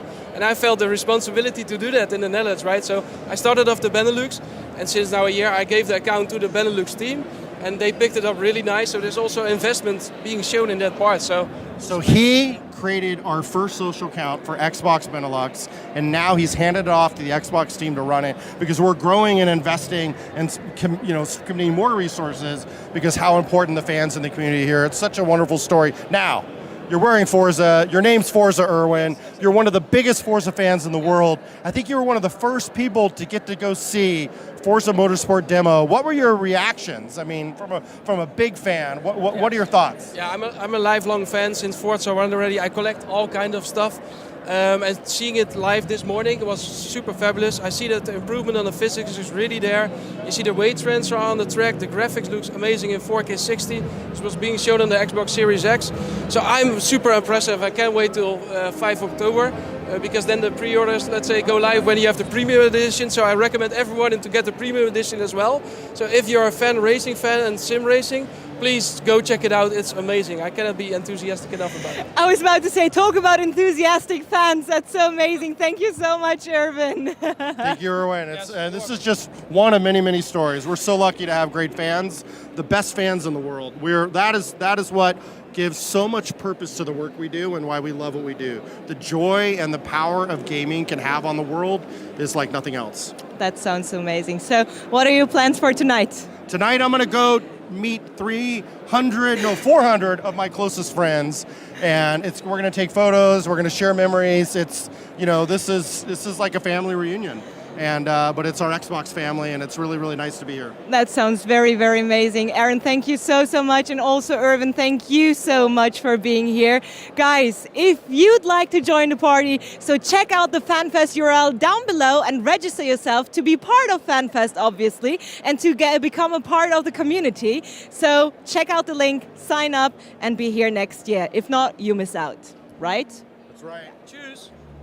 It's the fast-paced action moment that we needed in our day here at Gamescom, and we can jump now into the armored world of Rubicon with Armored Core 6 Fires of Rubicon. From Bandai Namco Europe, please welcome Bertrand Manjon. Hi, Bertrand. Hello, hi. How are you today? I'm fine. I'm excited to be here. I'm excited you're here as well. I'm so excited to play some Armored Core 6 with you as well. So, right off the bat, can you tell us where we are and what we can do here? So we are in Armored Core 6, obviously, and we're currently in a mission which is called Infiltrate Grid 086. So that's the first mission of the Chapter 2.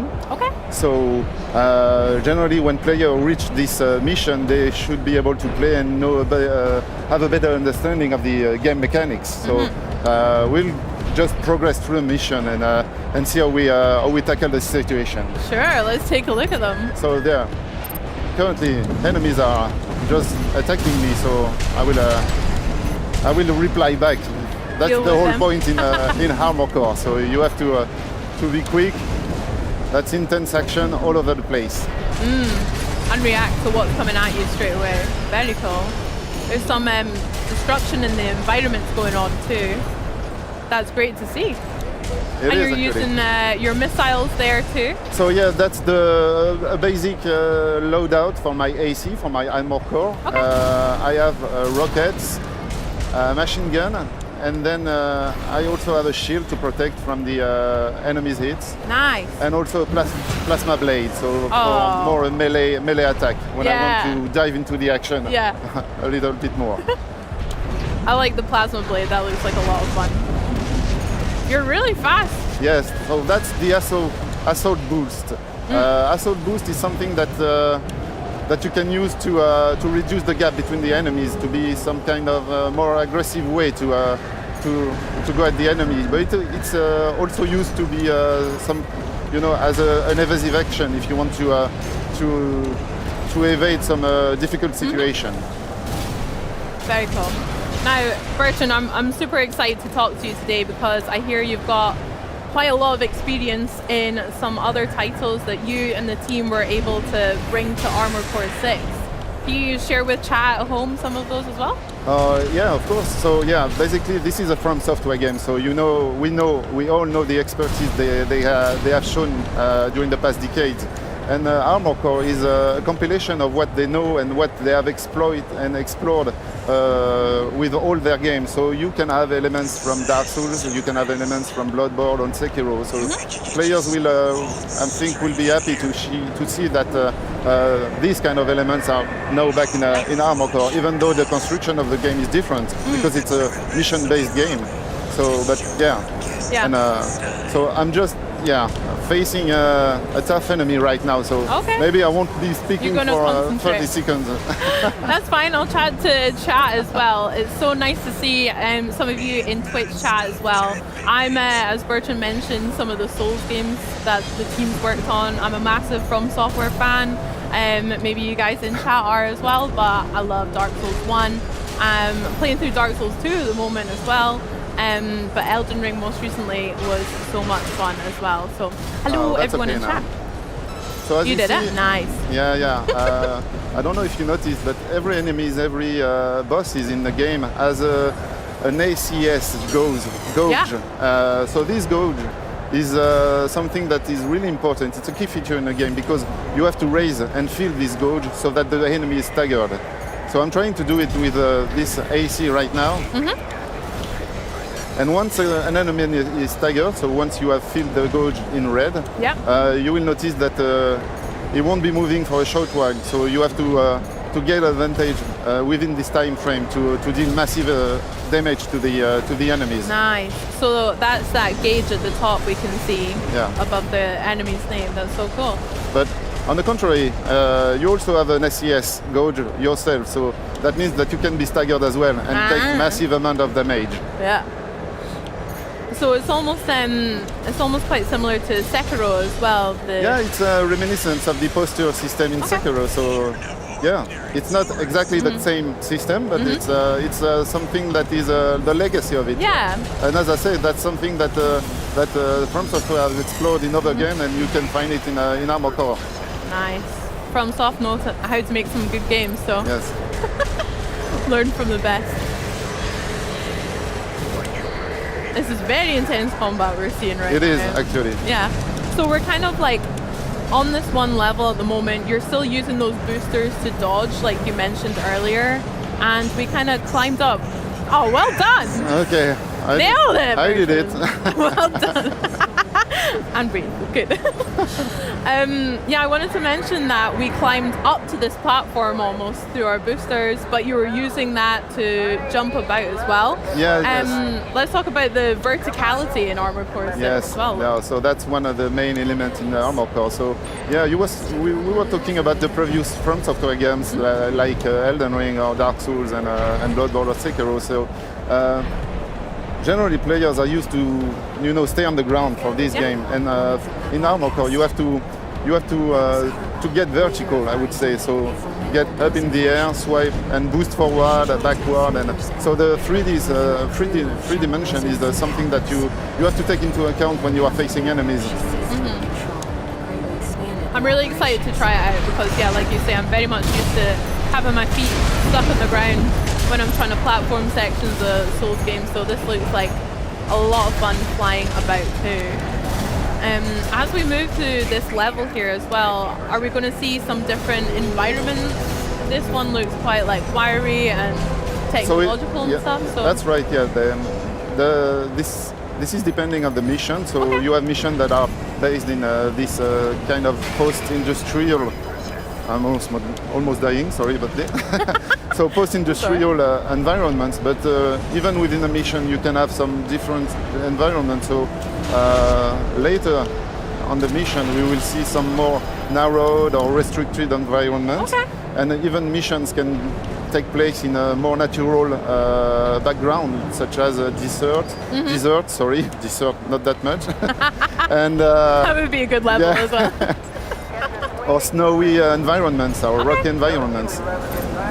So I'm trying to open a door, but there's an enemy coming behind, so that's usual From Software trickery, I would say. Yeah, been caught out quite a few times around some tight corners, you say. Yeah. Enemies lurking in the shadows. I'm excited to explore some of the world of Rubicon then, and like you say, check out those different biomes and environments throughout Armored Core as well. And the level that we're playing through right now, we mentioned that this is kind of like a contract that you're running over Rubicon. Yes. Do you want to tell us a little bit about, I guess, what our key objective is? So there are many factions that are fighting for the core substance on Rubicon 3, and we are playing the role of a mercenary, which is taking contract from different factions. So in this mission, we are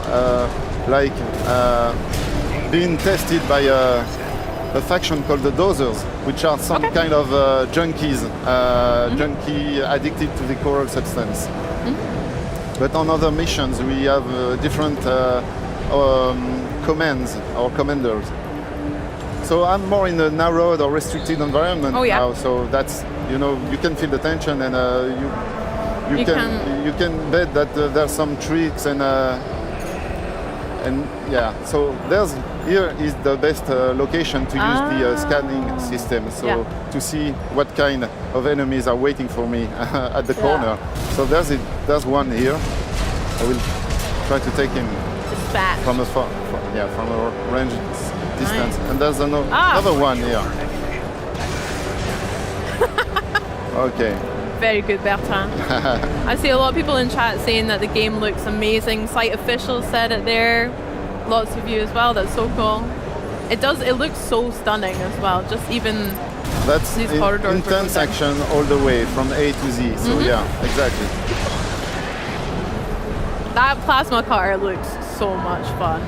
I guess as well, you'll need to change up your different weapons depending on the environment you're in as well. Yes, yeah. There are many weapons that you can allocate to the to your AC, depending on your playstyle and depending on the situation that you are facing as well. Yeah. So yeah, it's up to you to observe, try to different strategy. If you are facing a difficulty, a peak of difficulty, that can happen. We are in From Software game, so yeah. Lots of tries and lots of ways to get it done. No, I'm excited to explore more of the weapons that we can collect or unlock. I'm sure I will show you the garage feature. So this is where you can change the loadout of your AC to something different, something that is more efficient, for instance, against an enemy or against the boss. That sounds great. So we are reaching the final areas of the mission now. So let's see what's awaiting next. us. Yeah. This looks like it's building to some form of conclusion if I know my games. Oh. Yes, there are some platforms that can allow you to reach higher levels. So that's fine. That's cool. Okay, so what's there? Oh, there's a bunch of enemies there, so I can try to to launch my rocket and see if I can have the multi-aim. Oh, I can't. I don't have any more rockets. Oh no! Yeah, so I will have to do it the hard way. Yeah. Oh! Oh, what? Oh my gosh! Okay, one more trick from software, I guess. Environmental damage. Yeah. Of course. Say a bomb falling from the ceiling. Say, yeah. Of course. Why not? So this enemy is a tough enemy because he's hiding behind a giant shield, as you can see. So, and I'm wrecked. Oh no, Bertrand! Oh, I'm lucky. Mission failed. Yeah. You died. But I can quickly show the garage. Let's do that. Yeah, Love the to see assembly it. system. So customization for your armor is going to be a big this is where point. it takes place. So that's one of the main screen of the where the players will have to explore some new tracks and strategies to tackle the situation. So you have three main categories here. So the first one, the unit, will affect the attack power of your AC. The frame parts will affect the strength of your AC. Okay. The inner part will be affecting the mobility and agility of your AC. And there you have the expansion slot. So this is where you will allocate some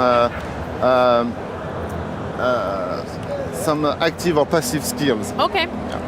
So I will change some of my weapons there because I will probably go for the machine gun on this one. Sweet. So there are a bunch of weapons that can be allocated so to each of these slots. Yeah. And so these weapons and the AC parts will be unlocked and through the story because you will be earning credits that will be allowing you to purchase the parts and the weapons. So I'll go for the machine gun. I won't be using the pulse blade. I think I'll go for the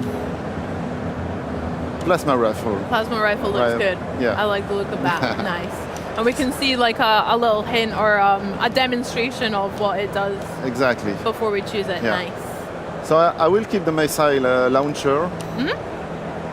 But I will get rid of the shield because I'm not a shield player, even in the Souls game. So yeah. Me neither. Oh. So let's go for another set of missiles. Nice. Yeah. Yeah, I'm so bad with the shield. I much Not prefer bad. to have magic one hand and then a sword. I always forget about my shield. Oh, these missiles That should looks do good. the job. That looks heavy. That's Yeah. cool. So let's go restart from checkpoint and tackle the same situation again. Okay. Yeah. Nice. Can you change the color of the armor as well? Yes, that's also another feature in the garage. So you can practically change everything from the weapon color, the aspect of it. So if you want to have a rusty AC, it's possible, and it's also possible to change the level of the rustiness that you want to your AC to be. Sick. Stylize it. Yeah. Now, Bertrand, while you're just getting up to that enemy as well, fans might notice if you're watching at home that we have something really cool sitting on this table. Yeah. We have the Premium Collector's Edition, which I hear has quite a lot of cool features that I'll read out real quick while you're dispatching these enemies and dodging those bombs from the ceiling again. Yes. Nice, there you go. So the Armor Core Collector's Edition includes the game as well as a figurine of the Armor Core, which we can see looks sick right here sitting on the table. It's got your steelbook, pin badges, an exclusive garage as well, a digital soundtrack, hardcover art book, stickers and posters, which all look so sick.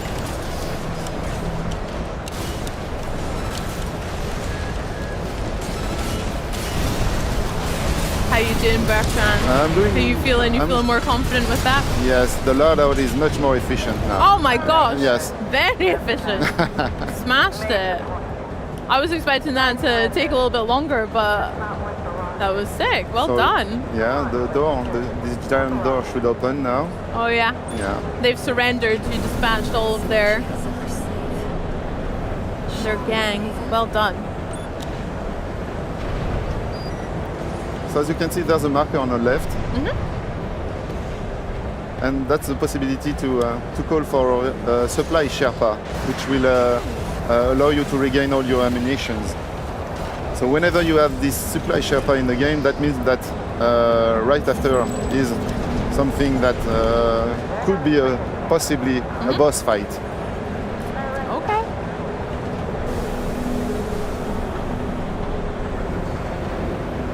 All of these environments look so sick. Yeah. All right, so dear. this is the boss time. Okay, so we've got the smart cleaner. The smart cleaner, yeah. I mean, I thought the enemy we just fought was the boss, but So you this can looks notice that I hefty. can focus on 2 weak points, one on the at the bottom of it and one on the top of it. So this is where I should focus and shoot. And try to raise the stagger gauge, the SES,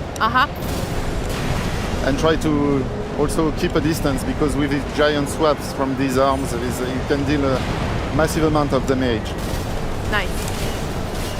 Yeah, I always love that in FromSoft games, like especially with bosses. It reminds me of this one, where you have different elements that you can target, and that'll maybe change the way they react to you or how the fight is as well. It's always fun to find those weak points. So I'm evading with the assault boost, just to keep a distance. And can you change the boost? Is that something that can we change the mobility of your armor core as well? So yeah, if you select some more booster with more power, you can boost more quicker. Nice. Gamer Panda says this looks so cool and so smooth as well. Well, boss fights are the the DNA of From Software. So in this game, it's obviously the case as well. So yeah, that's sick. Char loving it, Bertrand as well. Elle says, when I play this, it feels like I'm 15 years old again. Awesome playground. That's so sweet. Thank you. Glad you guys in chat are enjoying it. You're doing well, Bertrand. You've got I'm trying to get the stagger on this boss. Yeah, you got this. Here it is. Nice. So now I can throw everything I have to lower the AP gauge, which is the elf gauge. Oh, he's over. He's rinsed. That was great damage. Smashed it. Ow! Ooh, he's got the final too. Okay. Oh my god. You okay? I'm trying. Well done.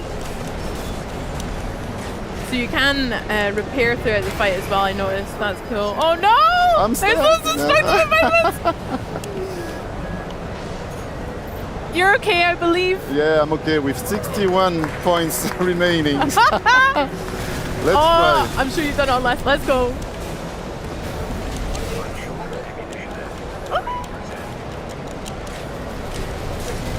I will keep the distance from now on because. That sounds like a good tactic. Oh no! Oh, you wrecked me. Bertrand! Yeah, that's armor core. That's armor core. Mate, I cannot wait to get stuck in as well. I'm so excited. So Twitch chat, we've got one more really cool giveaway for you. We have a chance to win something else that's super epic, as well as this fantastic statue, a custom Xbox Series X Armor Core 6 console and controller. We're giving away a custom console and controller on Twitch right now if you type !Rubicon in Twitch chat to enter the giveaway. That's !Rubicon, all lowercase. Bertrand, that was so much fun. I'm really, really excited to play it. As a Souls fan who's not played the Armor Core series, that looks like a bit of me as well. So when can we play it? Tomorrow. Tomorrow is launch day. Yeah, so tomorrow you can play. Yeah. Let's do it. I can't wait. Well, Bertrand, thank you so much for joining us. Thank you for the invitation. That was cool. Really cool. Thank you. Coming up, we've got the team from Elder Scrolls Online giving us a glimpse into how they bring the realm of Apocrypha to life with the community in mind. Then we'll dive into new gameplay from Ara History Untold. But first, it's the latest from a Dragon Quest spin-off known by manga fans everywhere. This is Infinity Strash Dragon Quest: The Adventures of Dai.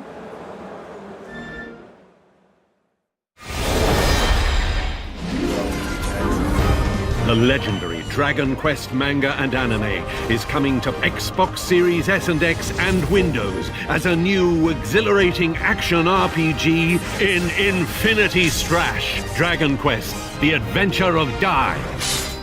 Take charge of Dai and the disciples of Avar, Hop, Nam, and Hyunko in their battle against the Dark Lord Hadlar and his monstrous army. Hadlar's ghastly army will take all your cunning and skill to overcome. The Dark Army consists of 6 legions full of gruesome beasts, led by their powerful commanders that will not be easily defeated.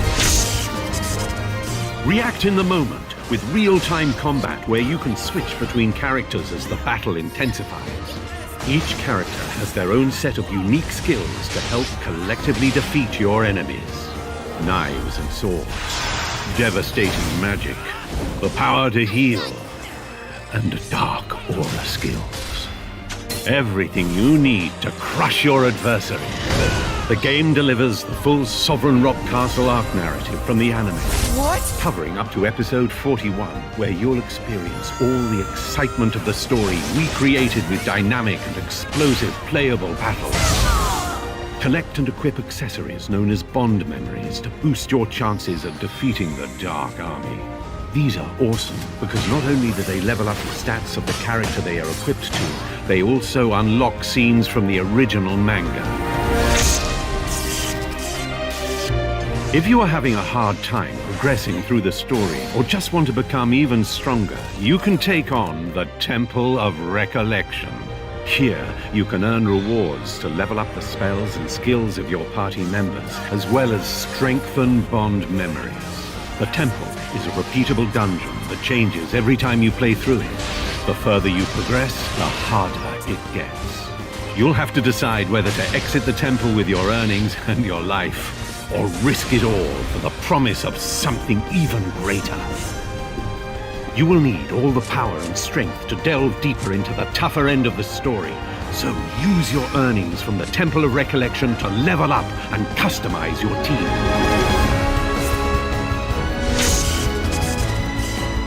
Once you've completed the story, Challenge Mode is unlocked. Here, you will find unique, supercharged quests that offer even greater challenges not seen in the main game.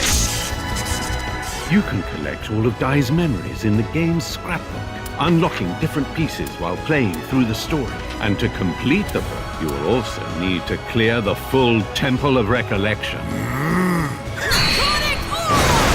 Whether you love action RPGs, Dragon Quest, anime, or all of the above, the adventure starts here in your quest to become a true hero in Infinity Strash Dragon Quest: The Adventure of Dai.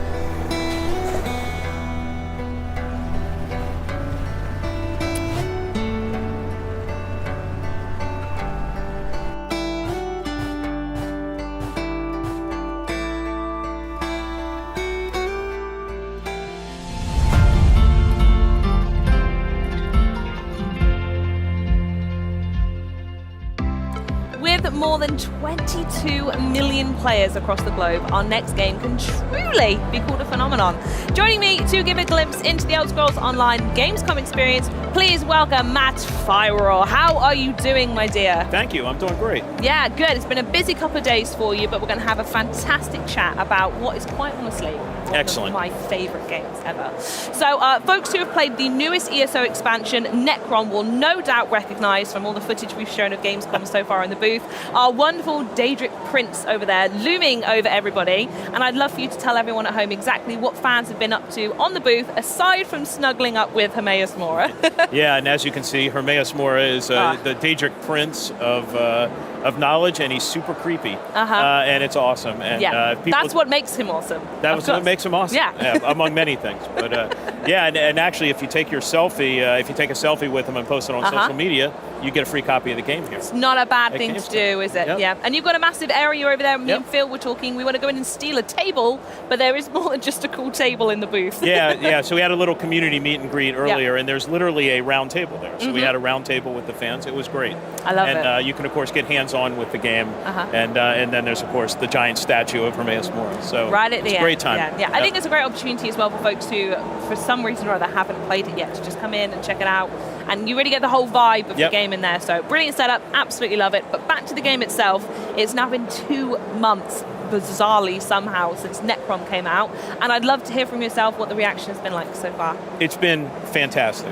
Good. This is it's the highest rated chapter ESO has had, and we've had, I think, 6 or 7 now. So it has been received super well by the fans. We added a new class called the Arcanist, which players just absolutely adore. We called it the Book Wizard on our streams. It is, in fact, a book wizard. Yeah, exactly. Based on knowledge. He has these really cool graphical effects, and it's just a whole lot of fun to play. Yeah. So, and of course, it's back in Morrowind. It's a part of Morrowind that players haven't been to before in an Elder Scrolls game. Yeah. And then you get to go to Hermaeus Mora's Plane of Apocrypha, which is basically a giant dungeon built out of books. Yeah, so it's great. absolutely. And the story, Elder Scrolls in any Elder Scrolls game, from Arena to Skyrim to Elder Scrolls Online. You know what you're doing, don't you, when it comes to story? Yes, exactly. Exactly. And no spoilers, but the story in this one is amazing. Yeah, please go finish it. My favourite thing about when it opened up, an insight into my gameplay style, is I'm very much the completionist. So whenever I get a new part of the map, I get to go in and tick off all the little bits. And so, absolutely adore it.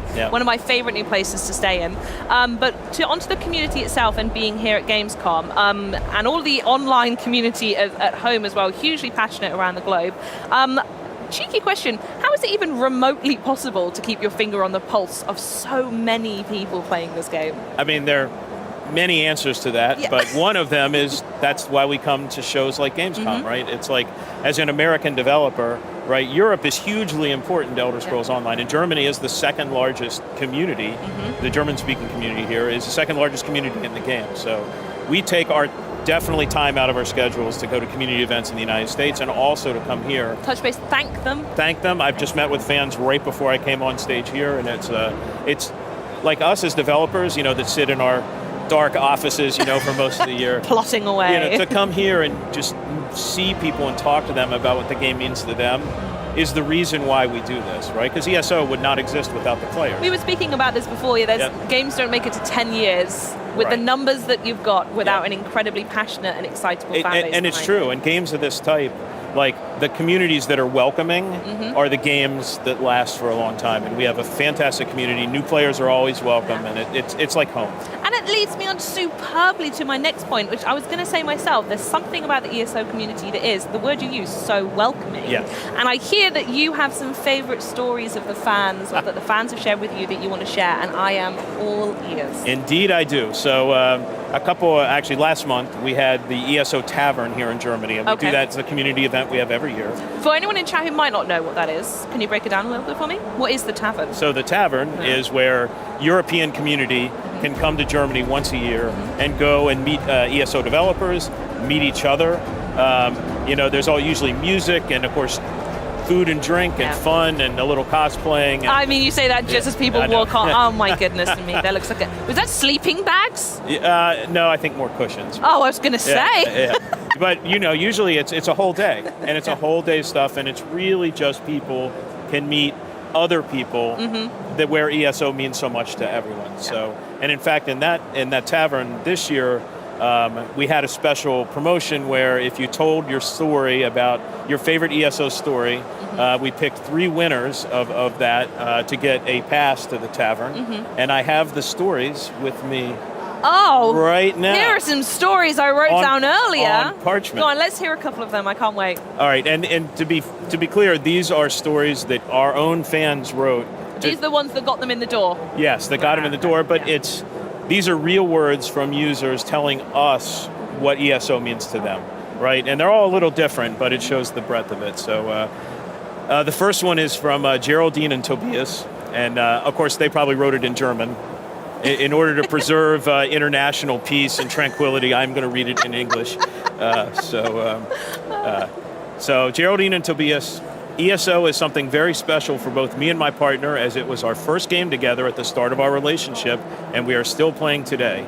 We've been together for over 5 years, and we love experiencing new things together in ESO. It's helped our relationship grow, for which we're grateful. Oh, that's really lovely. We have so many people have met in the game, and have gotten married, and I mean, and it's amazing. And we see them at the fan events. So very good. Incredible. So here's Silas and Jonathan. I've been playing ESO since the beta, which was in 2013, just to put it in perspective. Wow. I've been playing ESO since the beta. I vividly remember the launch. It seemed like yesterday, and it was so much fun starting a new adventure. Now, 9 years later, I know Tamriel like the back of my hand. I've saved Nirn many times. I've done and seen it all, and I still can't get enough. I introduced my son to the game in 2017, and he's as big a fan as I am. Aww. Now we go on adventures together. Oh, I love that. Yeah. We heard a lot of feedback during the pandemic, where sometimes families, if kids were at college or elsewhere, they could actually meet in-game and game together. Yeah. And it's a virtual world like that. 100% it is, yeah. And the player named Jarzul wrote, I returned to online RPGs, which I had previously played from 1999 until about 2015, sometime shortly after the start of the pandemic in 2020. I was fascinated by ESO, of course, due to the fact it's an Elder Scrolls universe, but also the regular updates and endless content that this game offers. What also caught my eye over time, through visiting many streams on Twitch and regularly following social media, is the incredible, one-of-a-kind relationship between the community and you, the developers. Thank you. Seriously, thank you. This relationship is special and welcomes new players from the very start. And I think that those two sentences pretty much sums up what we feel about the community as well. Oh, absolutely love it. Yep. In fact, I'm going to test a story on you now, if that's all right. My own experience, I want to see if this will get me in the door at the tavern, right? On the Xbox On streams, we play ESO. Got to a point like weekly, we were taking over the schedule to play it, and we were having community nights in the evening where we would pick a region on the map, we'd post a picture in Discord, and what we'd do is there would be about somewhere between 16 to 20 of us would all come online, and we'd go and we would just smash all of the bosses out, and we'd clear everything, because it can be quite difficult for some people solo, and in doing that, loads and loads of people downloaded the game for the first time to play it with us, and we decided to join a guild and create a guild for everyone to be in, and we called it the Postcode Schlottery. And I would love to know if we would be allowed in the tavern one time. Absolutely. Yeah, let's go. We're going to go, everybody. Yeah. Fantastic. So we mentioned the new people who play both for us and in the stories you shared there, and new memories are also being made every single day. So really the question is, what is the secret behind making a 10-year-old game so enticing to new players? I could do a whole GDC talk on Let's that. do it. No, but obviously the game has evolved over time, Yes, and of because course, yep. players' preferences evolve over time, as developers we get better and can tell better stories. So the story of ESO is the story of evolution, right? Yep. It's making the game better over time. And an example of this is right now we're doing a bunch of new features that just launched on PC and on console next week to make new users more welcome in the game, not from the community, but from the game. Yeah. Because the game is so big now, we want to make sure that it's not overwhelming when new users come in. Of course, so yeah. just an example of, we're constly changing, constantly evolving. Yeah, I love it. So even though you are 10 years in, you're thinking about that onboarding new player experience. Oh yeah, what and that looks like. we have had so many new players this year. So ESO is still very, very, very successful. We're not done yet. And we're not done yet. In fact, next question, what is next for ESO? Well, Where we're are we at we're at the 9.5-year mark, for Goodness. ESO's launch on PC, right? Which means next year is a big year. Yep. It's our 10th anniversary. We're probably going to do a bunch of interesting things, which we'll talk about later in the year. But also, we have another update coming the end of the year, which has a feature which we've been very secretive about called... Can we unlock the secret today, or am I going to have to wait? Well, a little more of the secret, but it's called the Endless Archive. Okay. And we're going to have a preview stream on September 14th.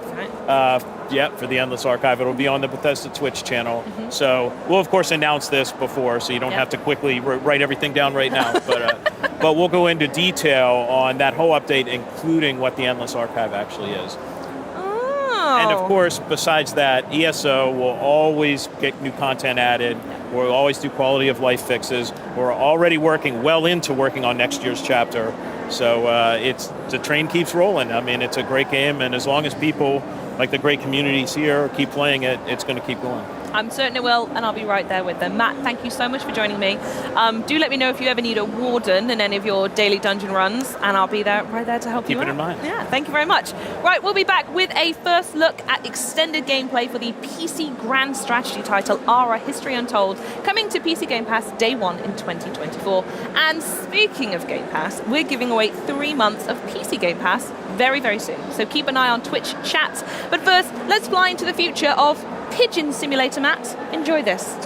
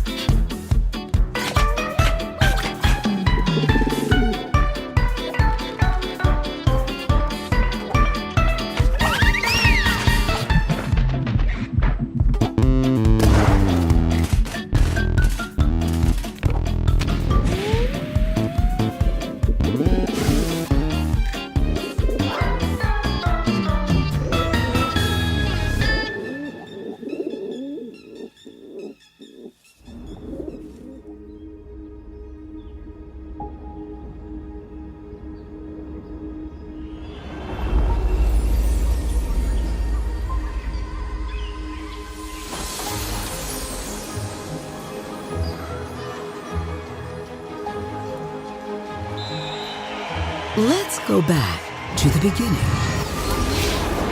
There, the world untouched. No thrones ascended. No history yet written. Just people waiting to be led somewhere extraordinary by you.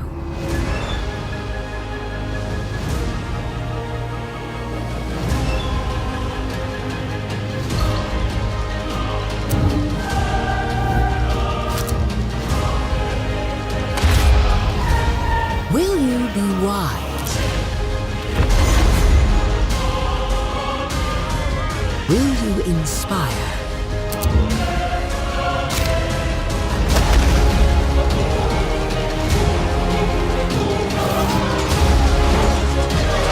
Or will you conquer?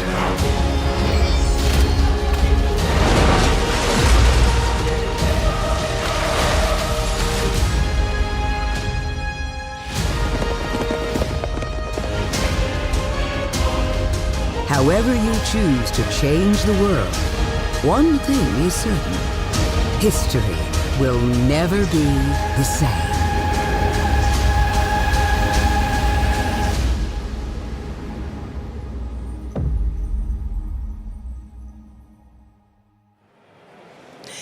It's the grand strategy game that puts you at the center of history. We've got your first extended look at Ara History Untold, and here to introduce us to the game and play tour guide through the Ara experience here at Gamescom, please welcome Livy and Matt. Guys, thank you so much for having me here. Of course, yeah. On behalf of the entire team at Xbox Publishing and Oxide Games, we're so excited to have you here, and we're so excited to be showing off gameplay at Gamescom. Yeah, it's a really incredible opportunity to be here in Cologne and get the chance to show the world the game.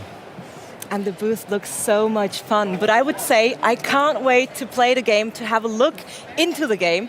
So let's go inside, all right? Sounds great. Let's go. Let's go. And just like that, we're here in the theater. And Matt, tell us about one of the ways that Ara differs from other grand strategy games fans may have played.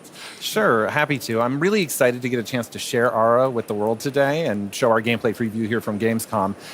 One of the things I love about this game is how 4X gamers, turn-based strategy gamers, historical gamers are going to find a ton that feels really familiar. Feels like coming home. You know, feels like this is it. I know exactly what's going on. This is kind of my vibe. But Ara History Untold also features a number of unique gameplay features, like the living world is my personal favorite. The way that the game presents a more organic, seamless, natural environment where you can sort of discover the things that you do and have an impact on the map as you play. So excited to see more, so let's jump in, I would say, right? Yeah, absolutely. Let's dive in. So, for Ara History Untold, one of the very first decisions that you make is to choose one of the historical leaders to play in the game. So that's going to be who leads your nation from the beginning of your nation's civilization, from their society, all the way up to the modern era and a little bit beyond. For Gamescom, we're just going to be showing off 9 leaders, but I'm going to go ahead and pick one of my favorites. Do you have a favorite historical leader from the game, Melly or Livy? Yeah, so I'm wearing this headdress of golden laurels in honor of Sappho, who is a leader in the game. So Sappho, one of the great things about Ara History Untold is that it features leaders not just of militaries, of government, but also it features leaders of arts and culture and invites players to play and explore a world as them. So Sappho, who was someone who was not necessarily a leader in government, but has left a significant impact on arts and culture. She's a leader in Ara, and she's definitely one of my favorite leaders to play as. I am someone who also loves to play, as Matt mentioned, tall instead of wide. I like playing with arts and culture and beauty aesthetics in mind, as opposed to, I'm not so much of a combat. I totally understand, because that's probably the route I would take as well. Yeah, absolutely. Yeah, what about you? Who's your favorite historical leader? Well, so for today, for Gamescom, I'm going to pick one of my favorites. I'm going to pick Harun al-Rashid. Okay. So, and how does the leader choice affect the gameplay and everything? Absolutely, yeah. So the leaders in Ara History Untold have a ton of effect on gameplay. They have 2 major sets of traits. They have personality traits. The personality traits of each leader affect things from the gameplay, from the partnerships with other nations. It's how AI plays them as well. And then they have a unique leader trait. Harun al-Rashid was famous for leading the Abbasid Caliphate in the 5th century. And one of the things about him is he led a golden age for his people. And so the traits in the game reflect his historical reality and the things that he accomplished with the creation of the House of Wisdom. And so you can see some of the powers that these provide: extra trade routes, increased immigration to the capital. Harun al-Rashid is your classic tall strategy leader, where you play as a leader that builds up a small number of cities and builds them very, very big, very, very powerful, very large, as opposed to spreading out all over the map. And he's a little bit more focused on culture, sciences, arts, and winning that way, as opposed to bloodshed and warfare. Another one of the ways that Ara History Untold differentiates itself is we really wanted to lean into the idea that you rule how you want to rule. You lead how you want to lead, that you become the leader you want to become. And the way we do that is through a system we call prestige. Within Ara History Untold, prestige is the way you actually win the game. It's your score. It's how you build points up over time. And there are dozens of ways to earn prestige in the game, but really they're reflective of how you want to play, how you want to lead your nation. So with Harun al-Rashid, I'm probably going to be leaning into some masterpieces, cultural works, great triumphs, which are what we call the most amazing buildings from throughout history, and see if I can build up that way. So that sounds so exciting. Moving in here, the very first thing you'll probably notice is that living world, right? Our History Untold is built up in a way where you can zoom all the way down to level, see your citizens living their lives. So this is an early settlement. It's 6000 BCE, and I have my little people wandering around, part of my nation here. They're living their daily lives. They're farming the land. I have a workshop over here, which is going to be important for the crafting system, which we'll get into in a little bit. But you can see right away there's kind of a different shape to the world. It's more organic. It's not hexes, it's not tiles, it's not a grid. We have natural borders, the places that you would expect to see those borders in real life, like along rivers and mountain ranges. And you can see other things like these, dangerous wildlife, and you can actually go and find these rhinoceroses terrorizing these cows. So I won't be able to harvest those cows or utilize them until I clear those rhinoceroses from the territory. The dangerous wildlife used to actually be mobile. They used to roam around the map and just attack you kind of without warning sometimes. And so, needless to say, players found that a little bit off-putting. So we would get full posts in our forums just going like, nope, don't like the dangerous wildlife. This is too much. And so the team at Oxide took that feedback, scaled it way back, and then implemented it more like this. So it's something that you can strategically move towards and then hunt for resources, that sort of thing. So yeah, for instance, if you know that the hyenas are causing a problem for your civilization, you can be prepared, one, and then you can take steps to have a hyena-free society. Which is a goal, I guess, in the savannah. It would be a great goal to have in the savannah. So one of the first things you'll do in the game is you'll have your scout unit. Your scout is an early explorer unit that you use to discover things on the map, to expand your point of view and your perspective in the world, and also to uncover ancient relics from previous civilizations that came before you, previous nations and societies of people, and to be able to take those goods and bring them into your own national inventory. So I'm going to go ahead and take my scout. I'm going to move them there. Now, you may notice that my scout has moved to the edge of this region, but they haven't actually moved into this zone. And that's because Ara History Untold features true simultaneous turns. What true simultaneous turns are is all of your actions and choices, the decisions that you make in Ara are queued up in a queue that goes into a turn processor at the end of the turn. So once you've ended your turn, that's when everything activates. All the decisions that you made in a turn go off at the same time, as well as all the decisions of every other nation in the game. And where there are conflicts, there are rules in the game and a depth to the rules that allows those conflicts to play out. So if you've ever played a board game called Diplomacy, it's a little bit like that. Okay. It's a little more lifelike, wouldn't you say? I would say, yeah. I would say it's a little bit more realistic, a little bit more authentic to how real things go. In real life, it isn't always, I take a turn, you take a turn, then you take a turn, then I take a turn. It's really more like we're all doing things all the time. And that's kind of what we wanted to simulate with the true simultaneous terms and what our amazing partners at Oxide Games have been aiming for. So the other big decision I'm going to make early on is what to build. So we call the buildings that you make in the game improvements. And these improvements are things from farms, the workshop, my village hall, which is the center of my territory. I'm going to go ahead and start with a mine. And the reason I'm starting with a mine is that I am gaining a lot of food, I'm gaining a lot of wood, I've got a good amount of coin coming in, but I don't have any stone. And Savannah is actually a really great place to build a mine because there is a lot of good rock, a lot of good natural earth. You can kind of take a look at the yields when you're building up improvements and see what some of those things are. So you can see this is good for stone. One thing the Savannah's not great at, though, is wood. So I'm going to take my scout. I'm going to keep exploring. My goal is to go and find some forests. The other thing you have to do on the first turn is pick a technology. Technologies in Ara History Untold represent the kinds of scientific advancements that people have made throughout history. You have a tech deck for each era. We start in the ancient history era, and then you'll draw some of these techs as sort of like drawing cards from a deck and get to select from those. So my first three technologies that I've gotten to pick from are docks, which I probably won't pick because although I do have no water nearby, there's an ocean down here, but I'm not really there yet, right? I wouldn't want to build docks right away. Now, measurement scales is good because this is a technology, it's a commerce technology. It builds me ways to get more coin through a trading post. It also gives me access to a great triumph, the Great Pyramid of Giza, which gives you a ton of prestige if you were the first and the only nation in the world to build it. I could also take kilns, which is a technology for pottery, for building out an artisan studio if I wanted to move down the culture route. Right now, though, I'm kind of interested in coin. I want to make a little cash, make a little Skrilla, get going. So I'm going to go ahead and build those measurement scales. It always helps, right? Yeah, no, absolutely. And then after that, I'm going to go ahead and end my turn. And you can see all of the moves have accomplished. Day turns to night, night turns to day. It's now the year 5875 BCE. My people have explored further out their surroundings. They've discovered some of these incredible things. And I've also made a new friend or potential enemy. This is an independent settlement. Independent settlements in Ara they're nations that are not really nations yet. They're these small city-states or small groups of people that have founded a tribe or founded a place somewhere in the world. They're not represented by other players. You can't play as an independent settlement in the game. They're controlled by the AI, and they can become your friends. You can even convince them to join your nation by completing enough quests and helping them along. Or you can, conquer them, pillage, take all the things. It's basically up to you. Again, rule. The choice is yours, right? Yeah, rule how you want to rule. So right now, my scout has discovered this great independent settlement. I'm going to wait till they come talk to me. Mm-hmm. They're going to probably want to bring me a quest or something soon in a couple turns. I could hunt these hyenas, which are causing me some problems over here. Can they attack your scouts as well?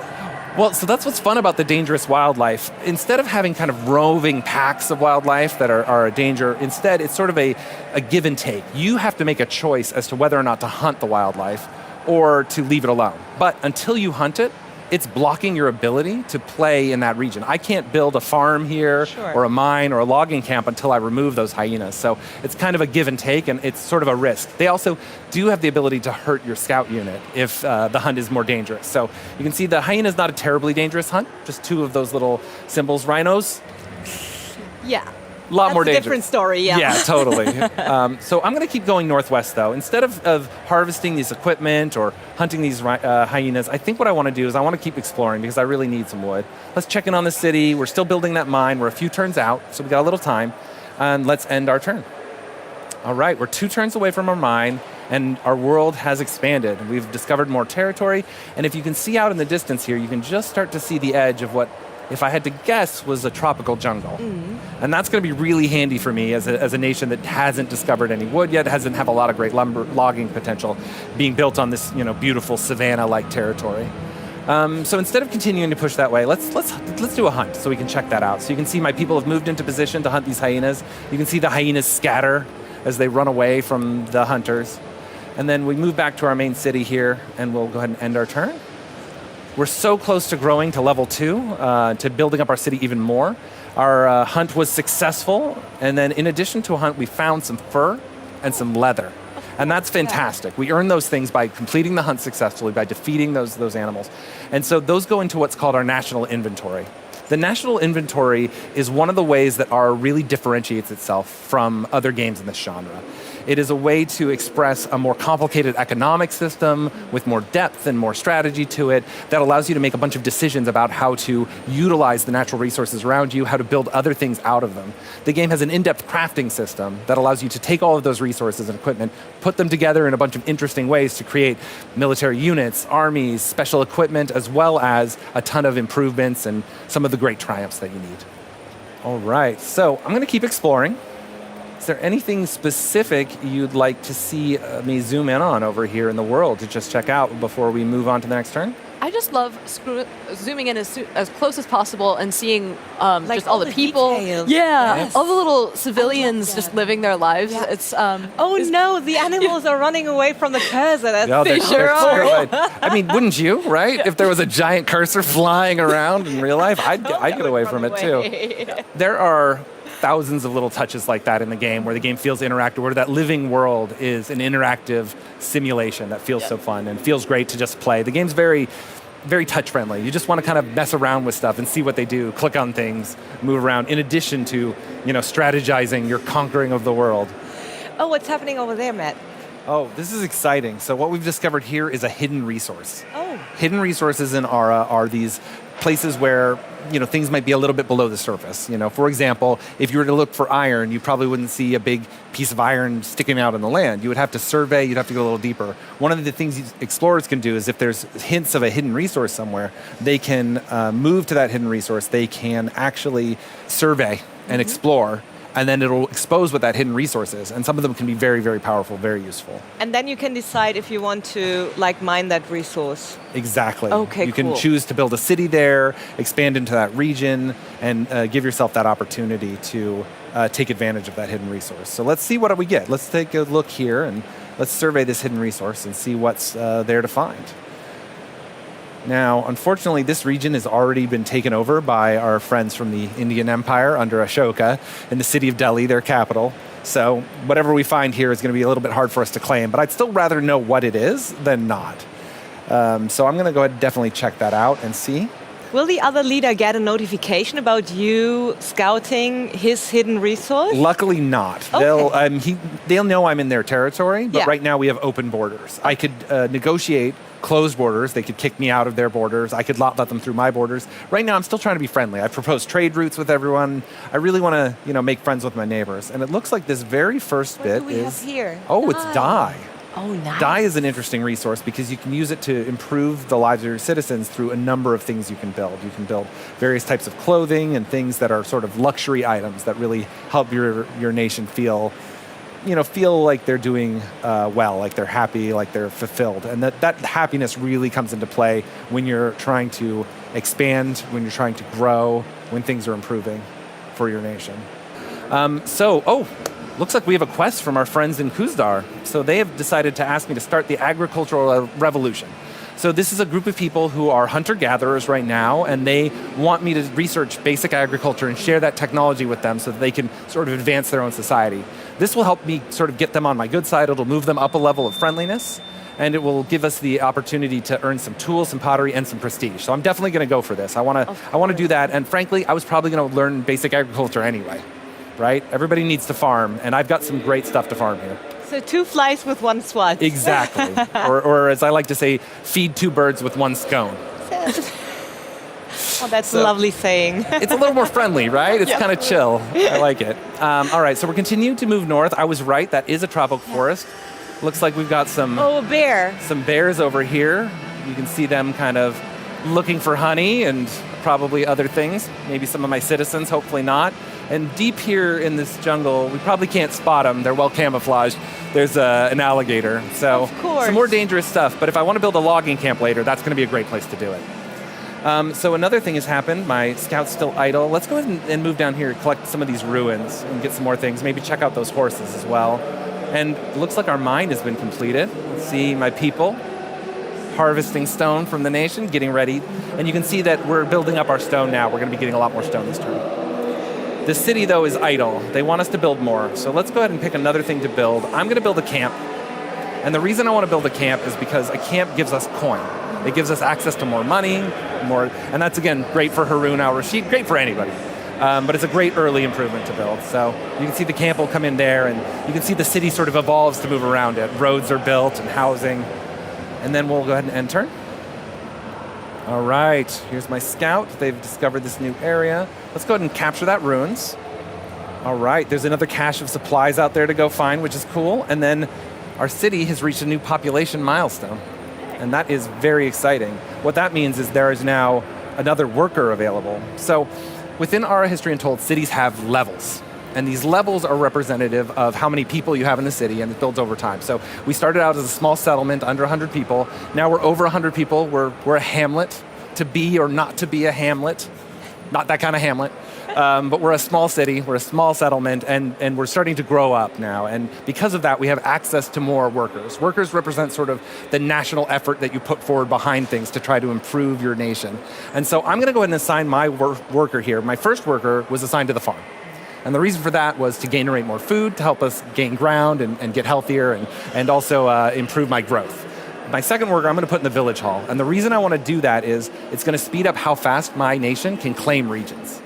Claiming regions is how you get new territory, is how you expand the borders of your cities. And so I really want to claim a region soon. So I'm going to put my worker in my village hall so they can start working on that, because there's some great regions out here to grab some territory.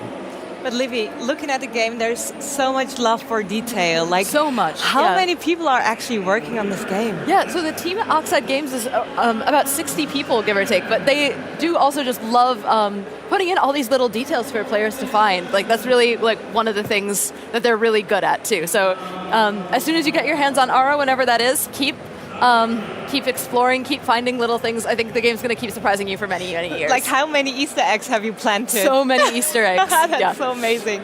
So another thing, now that I've got my ability to claim a region, my city's grown, and I put that worker in the village hall, it's sped up. I've got a lot of options here. I've got some that I need to clear out. You can see the yields from each of the individual biomes. The game has many, many biomes, from everything from Arctic tundra to xeric shrubland to savannas. Temperate rainforest. But for right now, we're in the savannah here. We've got a few different resources. I think, and tell me if you think I'm wrong, but I think I want to grab down here. This is a great region for a few reasons. Offers some good food, and you can obviously see there's access to rice. So there's rice fields here you can cultivate. And you're closer to the water. Yep. And we're closer to the water, which is going to be important for trade, for coastal improvements as well. So let's go ahead and take that. That's going to be the place. We're going to take Ardabil, which is another region southwest of me, or southeast. And we'll see, we're still a little ways off from that camp. Let's go ahead and check in on our scout.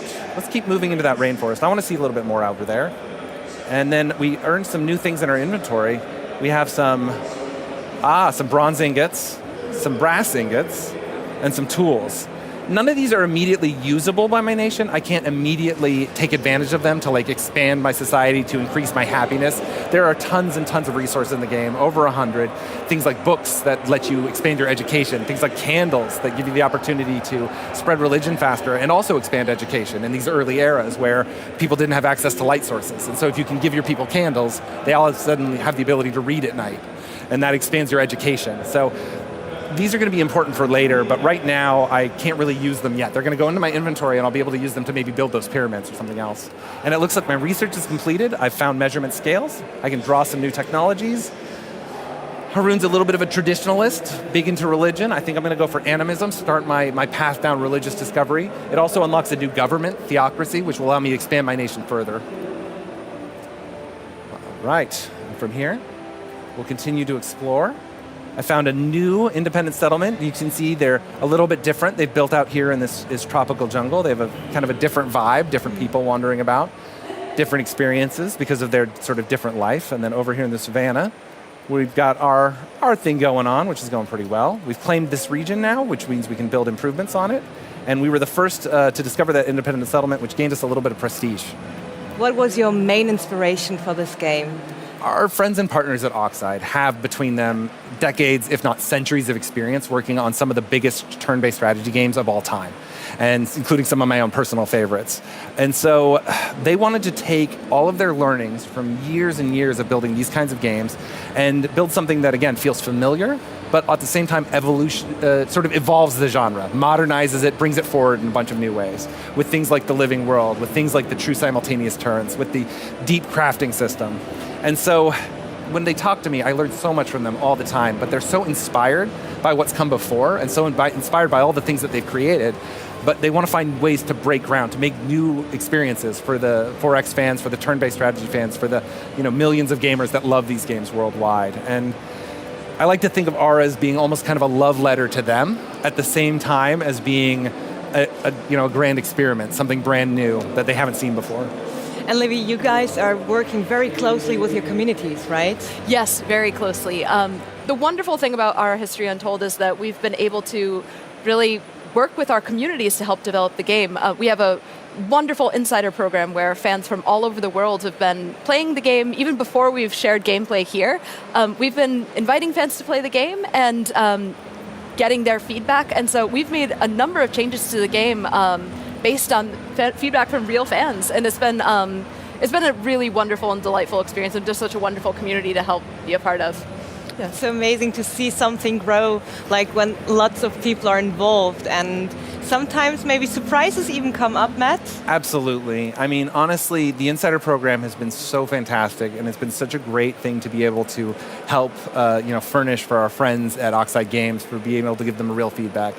For over a year now, we've had tens of thousands of gamers in our Insider program, history game fans, strategy game fans, and thousands have played in our technical alphas that we've run, and we were planning to run several more before we were ready for launch in 2024, and we're really excited about that opportunity. So if you would like to become an insider, you can go to www.arahistoryuntold.com and click on the Join the Insider program and become an insider today. There's no fee to sign up. It's totally free. It's totally fun. And it's a great way to stay up to date on the game and stay up to date on the development, but also to put your hat in the ring for potentially getting to play early builds of the game before it comes out in 2024. That is so exciting. All right. So at this point, we're pretty close to the end of our demo. We could keep playing forever. I could just keep going, and I have this urge to just keep playing. I just built a farm on some rice I'm very excited about. I'm cultivating that. I'm at the cusp of something great. We've uncovered even more There's than that. always something to do, it Always. seems. Yeah. And honestly, we have barely scratched the surface of our History Untold here today. There is so much more to come in the modern era as you move forward into Act 2 and Act 3 of the game, as you go and look at things like the standings and the prestige system that allows you to discover how well you're doing against other nations and hopefully find your way to become one of the most prestigious in the world, all the different ways you can accomplish things.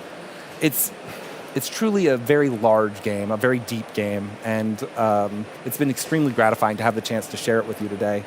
So I really, really appreciate your time. Thank you so much for coming to our Gamescom preview. No, thank you for this lovely insight. And I mean, watching was already so much fun, and I really, really can't wait to get my hands on the game because I so want to play it. Well, of course, Melly, it was great having you, and you should absolutely join the Insider program if you like what you've seen. I will, and you guys hopefully too. And one important part of ARA is also the music, and we have a lovely inside look on how this all came together. So enjoy.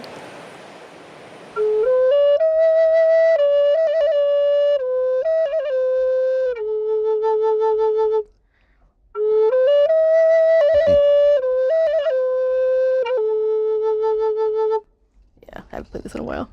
Lovely. Thank you.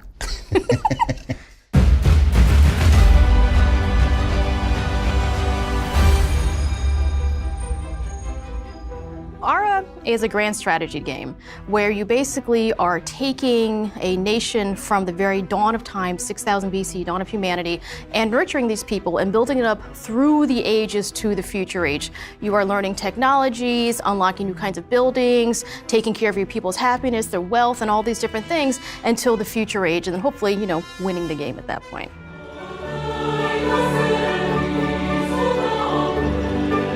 When we began ARA way back in the day, one of the very first things we did was really approach designing this title with the music in mind. It wasn't an afterthought. We weren't like, oh no, we need to go find audio. It was really from the ground up, how will music help to enhance the player's experience and really key them into the emotive state of what's happening currently in the game. I feel that we've created something that's uniquely interactive, especially for a 4X strategy title. We take actual data from the game and use that to drive the musical experience. Music and audio in general is very important to Oxide as a culture.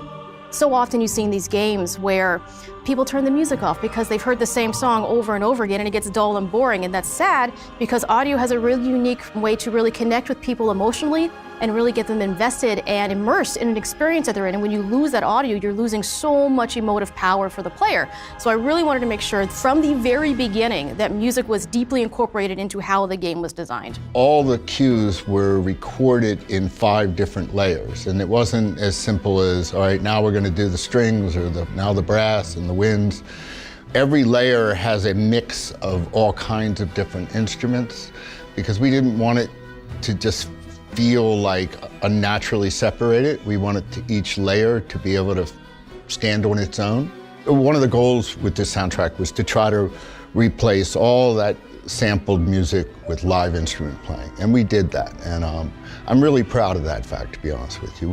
Yeah, and what's really interesting is as you play, the game is tracking what you're doing, your choices are impacting the world, the map, your opponents, and the music manager is actually also then pinging this data into the actual soundtrack where it's turning different layers on, turning different instruments on and off, and then also switching seamlessly between these different themes. So as you're playing, you will never hear the same soundscape because you're never going to be taking the same actions from turn to turn.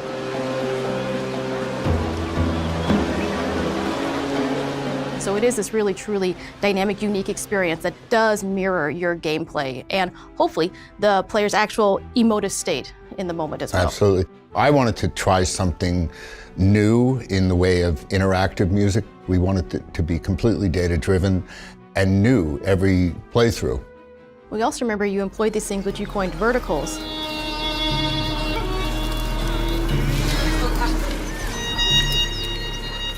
So it isn't like it's just sound effects like binks and bonks and clicks.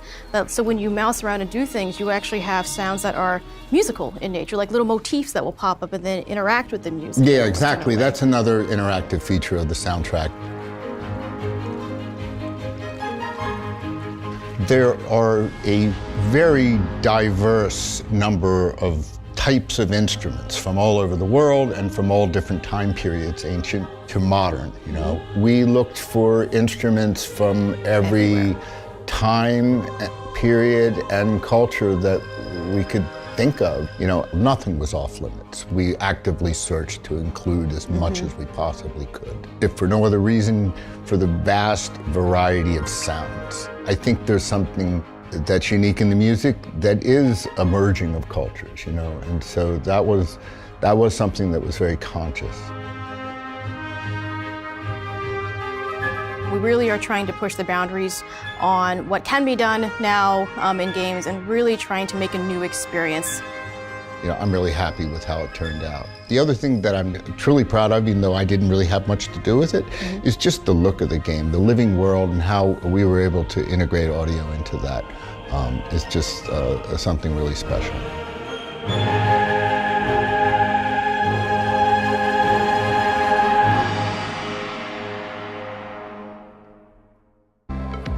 Day 2 here at Gamescom may be coming to an end, but don't worry, because the Xbox Gamescom party doesn't end here. That's right, Maxi. Day 3 is right around the corner, where we'll go behind the scenes with Ninja Theory for Senua's Saga Hellblade 2.